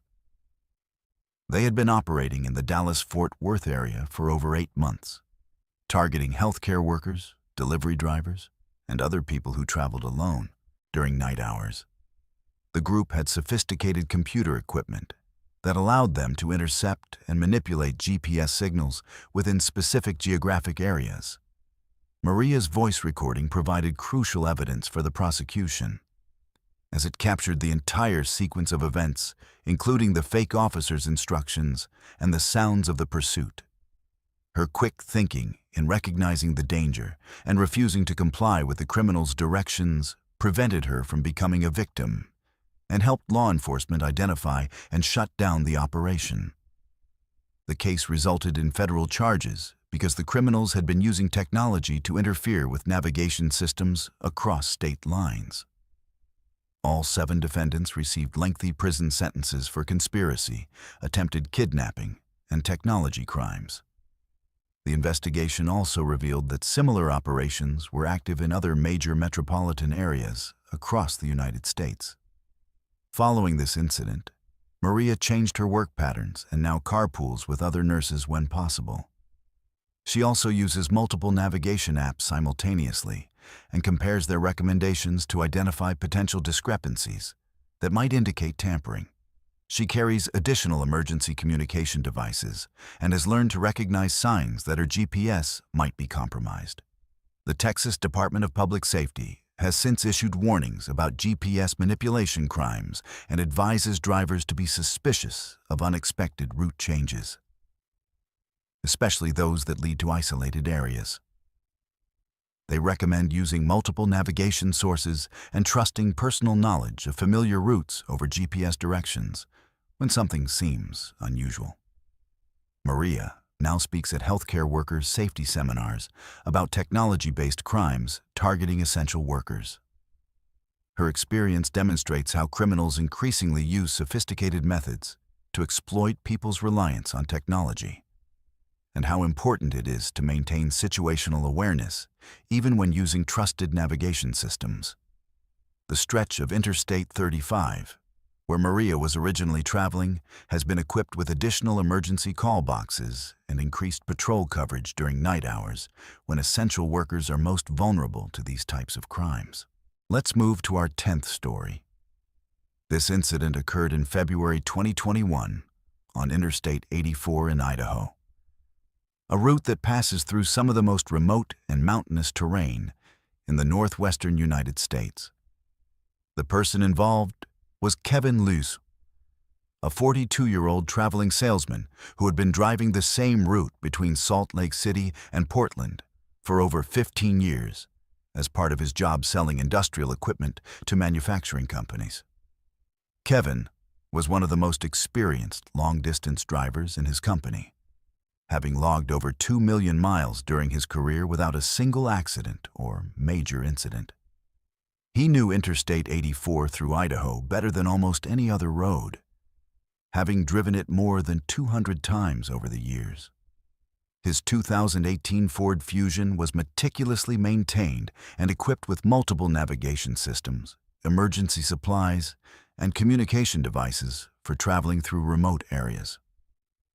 On this particular trip in February, Kevin was driving from Salt Lake City to Portland to meet with several clients about new equipment installations. He had left Salt Lake City around 6 p.m. on a Monday evening, planning to drive through the night and arrive in Portland by Tuesday morning. The weather forecast showed clear conditions across Idaho with no storms or significant snow expected, which was typical for the route during winter months. Kevin entered Idaho around 8 p.m. and began the familiar drive north through the mountainous terrain along the Snake River. This section of Interstate 84 was one he had traveled countless times, and he knew every exit, rest stop, and landmark along the way. He typically made the drive from the Utah border to the Oregon border in about 5.5 hours, depending on traffic and weather conditions. Around midnight, as Kevin was driving through a section of the highway near Twin Falls, he noticed that his fuel gauge was reading lower than expected for the distance he had traveled. He had filled up completely in Salt Lake City and should have had enough fuel to reach his usual stop in Baker City, Oregon. But the gauge showed he was already down to half a tank. This was unusual because his car typically got excellent fuel economy on highway driving. Kevin decided to stop for fuel at the next exit, which according to his memory and GPS should have been exit 173 near Shoshone. However, when he reached what should have been exit 173, the signs indicated it was exit 168, which was a location he had already passed about 30 miles earlier. Kevin was confused, but thought perhaps he had misremembered the exit numbers, so he continued driving to look for the next fuel stop. After driving for another 45 minutes, Kevin reached what appeared to be the same exit again, still marked as exit 168. This was clearly impossible, as he had been driving consistently north and should have been encountering higher numbered exits. Kevin checked his odometer and GPS, but both indicated that he had been driving the correct distance and direction. However, the highway signs continued to show the same exit number. Kevin decided to take exit 168 to see if he could find a gas station and figure out what was happening with the highway signage. The exit led to the same small town he remembered from previous trips, but when he drove through the area looking for fuel, all the businesses appeared to be closed, even though his car's clock showed it was only 12:45 a.m., which was early for a Monday night in a town along a major interstate. Kevin returned to the interstate and continued driving north. But within another hour, he encountered the same exit 168 again. This time he was certain something was wrong, as he had been driving continuously north on Interstate 84 for over 3 hours, but kept arriving at the same location. His GPS showed that he was making progress along the highway, but the physical landmarks and exit signs indicated he was traveling in some kind of loop. As Kevin continued driving, he began to notice other anomalies that suggested something beyond simple confusion or misreading of signs. His car's clock had stopped advancing, remaining stuck at 12:47 a.m. despite the passage of time he could measure by counting. His fuel gauge was also frozen at the quarter tank mark, neither increasing nor decreasing despite continuing to drive. The radio was playing the same songs in the same order repeatedly, as if the stations were caught in their own loops. Around what Kevin estimated was 2 a.m., based on his internal sense of time, he encountered another vehicle on the highway for the first time since entering the loop. It was a semi-truck traveling in the same direction, and Kevin was relieved to see another driver who might be able to explain what was happening. Kevin flashed his lights and honked his horn to get the truck driver's attention, and the trucker responded by pulling over at a rest area. The truck driver was an elderly man named Frank, who told Kevin that he had been driving the same section of Interstate 84 for what felt like several hours, repeatedly passing the same landmarks and exits. Frank explained that he had been making this same run between Salt Lake City and Portland for over 20 years, but had never experienced anything like the current situation. His truck's GPS and communication equipment were showing the same malfunctions as Kevin's car. Frank told Kevin that he had encountered two other drivers who were experiencing the same phenomenon. A woman in a minivan who said she had been trying to reach Boise for her daughter's wedding, and a young man in a pickup truck who was driving to a job site in Oregon. All of them were trapped in what appeared to be a temporal or spatial loop that prevented them from making progress along the highway despite continuous driving. Kevin and Frank decided to convoy together and try different strategies to escape the loop. They attempted driving in the opposite direction, but encountered the same exits and landmarks in reverse order, suggesting that the loop extended in both directions. They tried taking different exits, but each one led to the same small town with closed businesses and no people visible anywhere. They attempted using their CB radios and cell phones to call for help, but could only reach each other and the other trapped drivers. As the night progressed, Kevin began to experience physical and psychological symptoms that suggested the loop was affecting more than just his vehicle's systems. He felt increasingly disoriented and began having difficulty remembering details about his life outside the highway. His memories of his family, job, and home became vague and distant, as if the loop was somehow isolating him, not just physically, but mentally from the outside world. The other drivers reported similar experiences, with Frank mentioning that he was having trouble remembering his wife's name, and the woman in the minivan saying she couldn't recall what her daughter looked like. It seemed that the longer they remained in the loop, the more their connection to their normal lives was being severed, as if the highway was gradually erasing their identities and trapping them permanently. Around what Kevin estimated was dawn, based on subtle changes in the darkness rather than any actual sunrise, he made a desperate decision to deliberately crash his car in hopes of breaking the supernatural hold the highway seemed to have on him. He reasoned that if the loop was maintaining the illusion of normal driving, disrupting that pattern might allow him to escape, or at least change his situation. Kevin drove his car off the highway at moderate speed, aiming for a snowbank that would cushion the impact, but still cause enough damage to disable the vehicle. As his car left the pavement and struck the snowbank, Kevin felt a sudden rush of sensations. Cold air, the smell of exhaust fumes, and intense dizziness. He lost consciousness as his car came to rest against a concrete barrier. Kevin woke up 3 days later in a hospital in Twin Falls, Idaho, where he was being treated for carbon monoxide poisoning and hypothermia. Medical staff told him that he had been found unconscious in his car, which had slid off Interstate 84 during a snowstorm and become stuck in a snowbank with the engine running. The exhaust pipe had been blocked by snow, causing carbon monoxide to build up in the passenger compartment and poison him while he was trapped. Dr. Sarah Martinez, who treated Kevin's carbon monoxide poisoning, explained that the symptoms he had experienced were consistent with severe CO exposure, which can cause hallucinations, disorientation, memory loss, and a distorted sense of time. The carbon monoxide had affected his brain's ability to process sensory information correctly, creating the illusion that he was driving continuously when he was actually unconscious in his stranded vehicle. The investigation revealed that Kevin had encountered an unexpected snowstorm shortly after midnight on Monday night, which had not been predicted by weather services. His car had slid off the highway during whiteout conditions and become trapped in a snowdrift with the exhaust pipe blocked. He had remained unconscious in the vehicle for nearly 60 hours before being discovered by highway maintenance crews.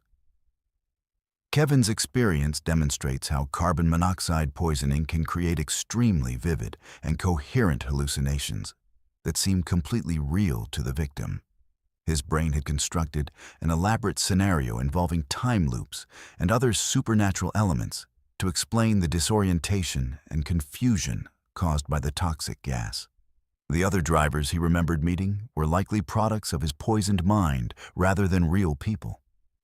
Kevin recovered fully from the carbon monoxide exposure after several weeks of medical treatment. but the experience left him with lasting concerns about winter driving safety. He now carries multiple carbon monoxide detectors in his vehicle and has installed additional safety equipment, including emergency beacons and communication devices that work independently of his car's electrical system. The section of Interstate 84 where Kevin's accident occurred has since been equipped with additional weather monitoring stations and emergency communication equipment to help prevent similar incidents. Idaho Department of Transportation has also improved snow removal procedures to reduce the risk of vehicles becoming trapped in unexpected storms. Kevin continues working as a traveling salesman, but now follows strict protocols for winter travel, including carrying emergency supplies for extended survival and checking weather conditions multiple times before departing. His experience serves as a warning about how quickly winter driving conditions can become life-threatening, and how carbon monoxide poisoning can create dangerous illusions that prevent victims from recognizing their actual situation. Let's move to our 11th and final story. This incident is different from the others because it involves me personally, the researcher who has been investigating these highway phenomena for the past 3 years. After documenting and verifying the 10 previous cases, I decided in June 2022 to retrace some of these routes myself, hoping to understand the common factors that might explain these disturbing experiences. What happened during that cross-country trip changed everything I thought I knew about America's highways. My name is Mason, and as I mentioned at the beginning of this presentation, I've been investigating highway disappearances and anomalies since 2019 when my cousin vanished during a routine drive from Denver to Phoenix. The official investigation concluded that he had likely fallen asleep at the wheel and driven into a remote canyon. But his body and vehicle were never found, despite extensive searches. His disappearance led me to discover the patterns I've been sharing with you tonight. After completing my research on the 10 cases you've heard, I realized that all of these incidents had occurred along specific corridors that formed a rough network across the American West. Interstate 80 through Nevada, Highway 50 through Nevada, Interstate 75 through Georgia, Highway 101 along the Oregon coast, Death Valley roads in California, Interstate 40 through New Mexico, Highway 2 in Montana, Route 66 in Arizona, Interstate 35 in Texas, and Interstate 84 through Idaho. These routes seem to share certain characteristics: extreme isolation, limited cell coverage, and histories of unexplained disappearances. I decided to drive a route that would connect several of these locations, documenting everything with multiple cameras, GPS trackers, and communication devices. My plan was to start in San Francisco, drive to Nevada, then through Arizona, New Mexico, Texas, and eventually to Montana, covering approximately 3,000 miles over 10 days. I equipped my 2020 Honda Pilot with dash cameras, emergency beacons, satellite communication equipment, and enough supplies to survive for a week if stranded. The first 3 days of my trip went exactly as planned. I retraced Sandra's route on Interstate 80 through Nevada, stopped at the location where Jeffrey and Jacob claimed to have found the Desert Rose Motel, and drove through the area near exit 127 where David Park had been pursued by criminals. I documented everything meticulously, taking photographs and measurements, interviewing local residents, and cross-referencing my findings with official records. On day 4, while driving through Arizona near the Route 66 location where Chris Johnson had experienced supernatural phenomena at mile marker 66, I began to notice that my electronic equipment was behaving strangely. My dash cameras would occasionally show static or display images that didn't match what I was seeing through my windshield. My GPS would briefly show impossible locations, indicating I was in the middle of oceans or foreign countries, before correcting itself. I initially attributed these malfunctions to the remote desert environment and potential interference from military installations known to operate in the area. However, as I continued driving, the anomalies became more frequent and more disturbing. My satellite phone would receive calls from numbers that didn't exist, playing recordings of voices that sounded like the people from the stories I had been investigating. On day 5, while driving through New Mexico on Interstate 40, I received a call on my regular cell phone from a number listed as my own. When I answered, I heard my own voice telling me to take the next exit and drive to a specific address. The voice provided detailed directions to a location I had never been to. But when I checked my notes, I realized it was describing the exact area where Ashley Thompson had been pursued by human traffickers.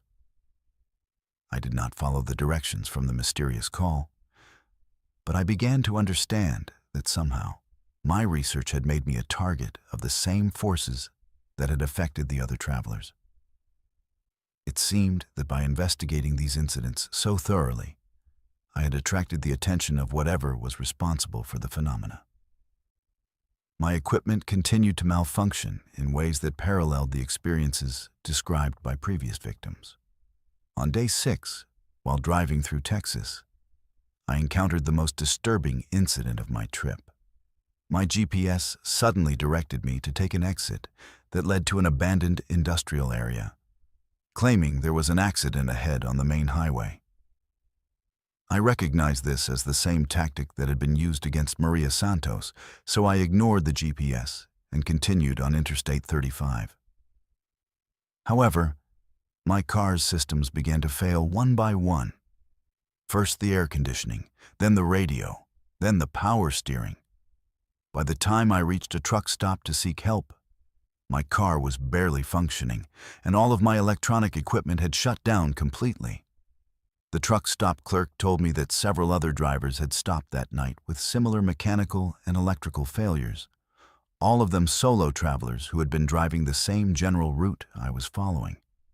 It became clear that something was systematically targeting people who traveled alone through these specific areas. I called my research partner from a payphone at the truck stop and discovered that my disappearance had already been reported to authorities. According to my partner, I had missed 3 scheduled check-ins, and my GPS tracking devices had gone offline 2 days earlier. From his perspective, I had been missing for 48 hours. But from my perspective, I had been driving continuously and maintaining regular communication. The investigation into my experience revealed that I had somehow lost 2 complete days during my journey. With no memory of where I had been or what I had done during that time, my car's odometer showed I had driven over 800 additional miles beyond what my planned route should have required. But I had no recollection of this extra driving. Security footage from gas stations and truck stops showed me making stops and purchases during the missing time period. But I appeared to be in a trance-like state. Federal investigators who reviewed my case determined that my research had uncovered evidence of a coordinated operation involving multiple criminal organizations, domestic extremist groups, and possibly foreign intelligence services that were using America's isolated highways as a testing ground for advanced surveillance and control technologies. My investigation had inadvertently exposed a network of activities that various groups preferred to keep hidden. The analysis of my electronic equipment revealed that it had been subjected to sophisticated electromagnetic interference that was designed to disrupt communications and navigation systems. The technology involved was far beyond what typical criminals would have access to, suggesting state-level capabilities or highly advanced private operations. My equipment had been systematically compromised to isolate me and make me vulnerable to whatever the perpetrators had planned. Most disturbing of all was the discovery that several of the cases I had investigated were connected in ways I hadn't previously understood. The same vehicles, license plate numbers, and even individual people appeared in multiple incidents across different states and time periods. What I had thought were isolated incidents were actually part of a larger pattern of systematic testing and refinement of techniques for controlling and manipulating highway travelers. The FBI's investigation, triggered by my research and subsequent disappearance, led to the discovery of hidden facilities along several major highways corridors where advanced psychological and technological warfare techniques were being developed and tested. The investigation is ongoing and classified, but agents told me that my work had helped expose activities that posed a significant threat to national security. I was advised to cease my investigation and avoid traveling alone on remote highways for my own safety. However, I was also told that my research had provided crucial intelligence that was helping federal authorities understand and combat a threat they had only recently become aware of. The 10 cases I documented were apparently just the visible edge of a much larger and more dangerous phenomenon. Since returning from my aborted research trip, I've experienced ongoing surveillance and harassment that confirms the reality of the threat I uncovered. My phone is monitored, my internet activity is tracked, and I've noticed vehicles following me during routine daily activities. Whatever I stumbled into during my highway research is far more serious and far-reaching than simple criminal activity or supernatural phenomena. The truth about America's highways is more disturbing than any of the individual stories I've shared tonight. Our road system has become a testing ground for technologies and techniques that can control, manipulate, and disappear people without leaving any trace of what happened to them. The isolated stretches of highway that connect our communities have been weaponized against the very people who depend on them for travel and commerce. I'm sharing these stories not to entertain you with tales of the supernatural or unusual, but to warn you about a very real threat that exists on America's highways today. The people whose experiences I've documented were not victims of ghosts, aliens, or unexplained phenomena. They were test subjects in experiments designed to perfect methods of control that could eventually be used against anyone who travels our roads. Be careful out there. Trust your instincts. If something feels wrong, get help immediately. And remember that the most dangerous predators are often the ones who appear to be offering assistance. Thank you for listening to these 11 disturbing true road trip horror stories. If you've experienced anything similar to what you've heard tonight, please consider documenting your experience and reporting it to appropriate authorities. The patterns we've uncovered suggest that these incidents are more common than anyone realizes. For more content exploring the dark realities hidden in plain sight across America, subscribe to our channel and follow us at Verified Fears. We'll continue investigating the stories that others are afraid to tell, because the truth about what's happening on our highways needs to be heard. Stay safe, trust your instincts, and remember, sometimes the most terrifying stories are the ones that are completely true.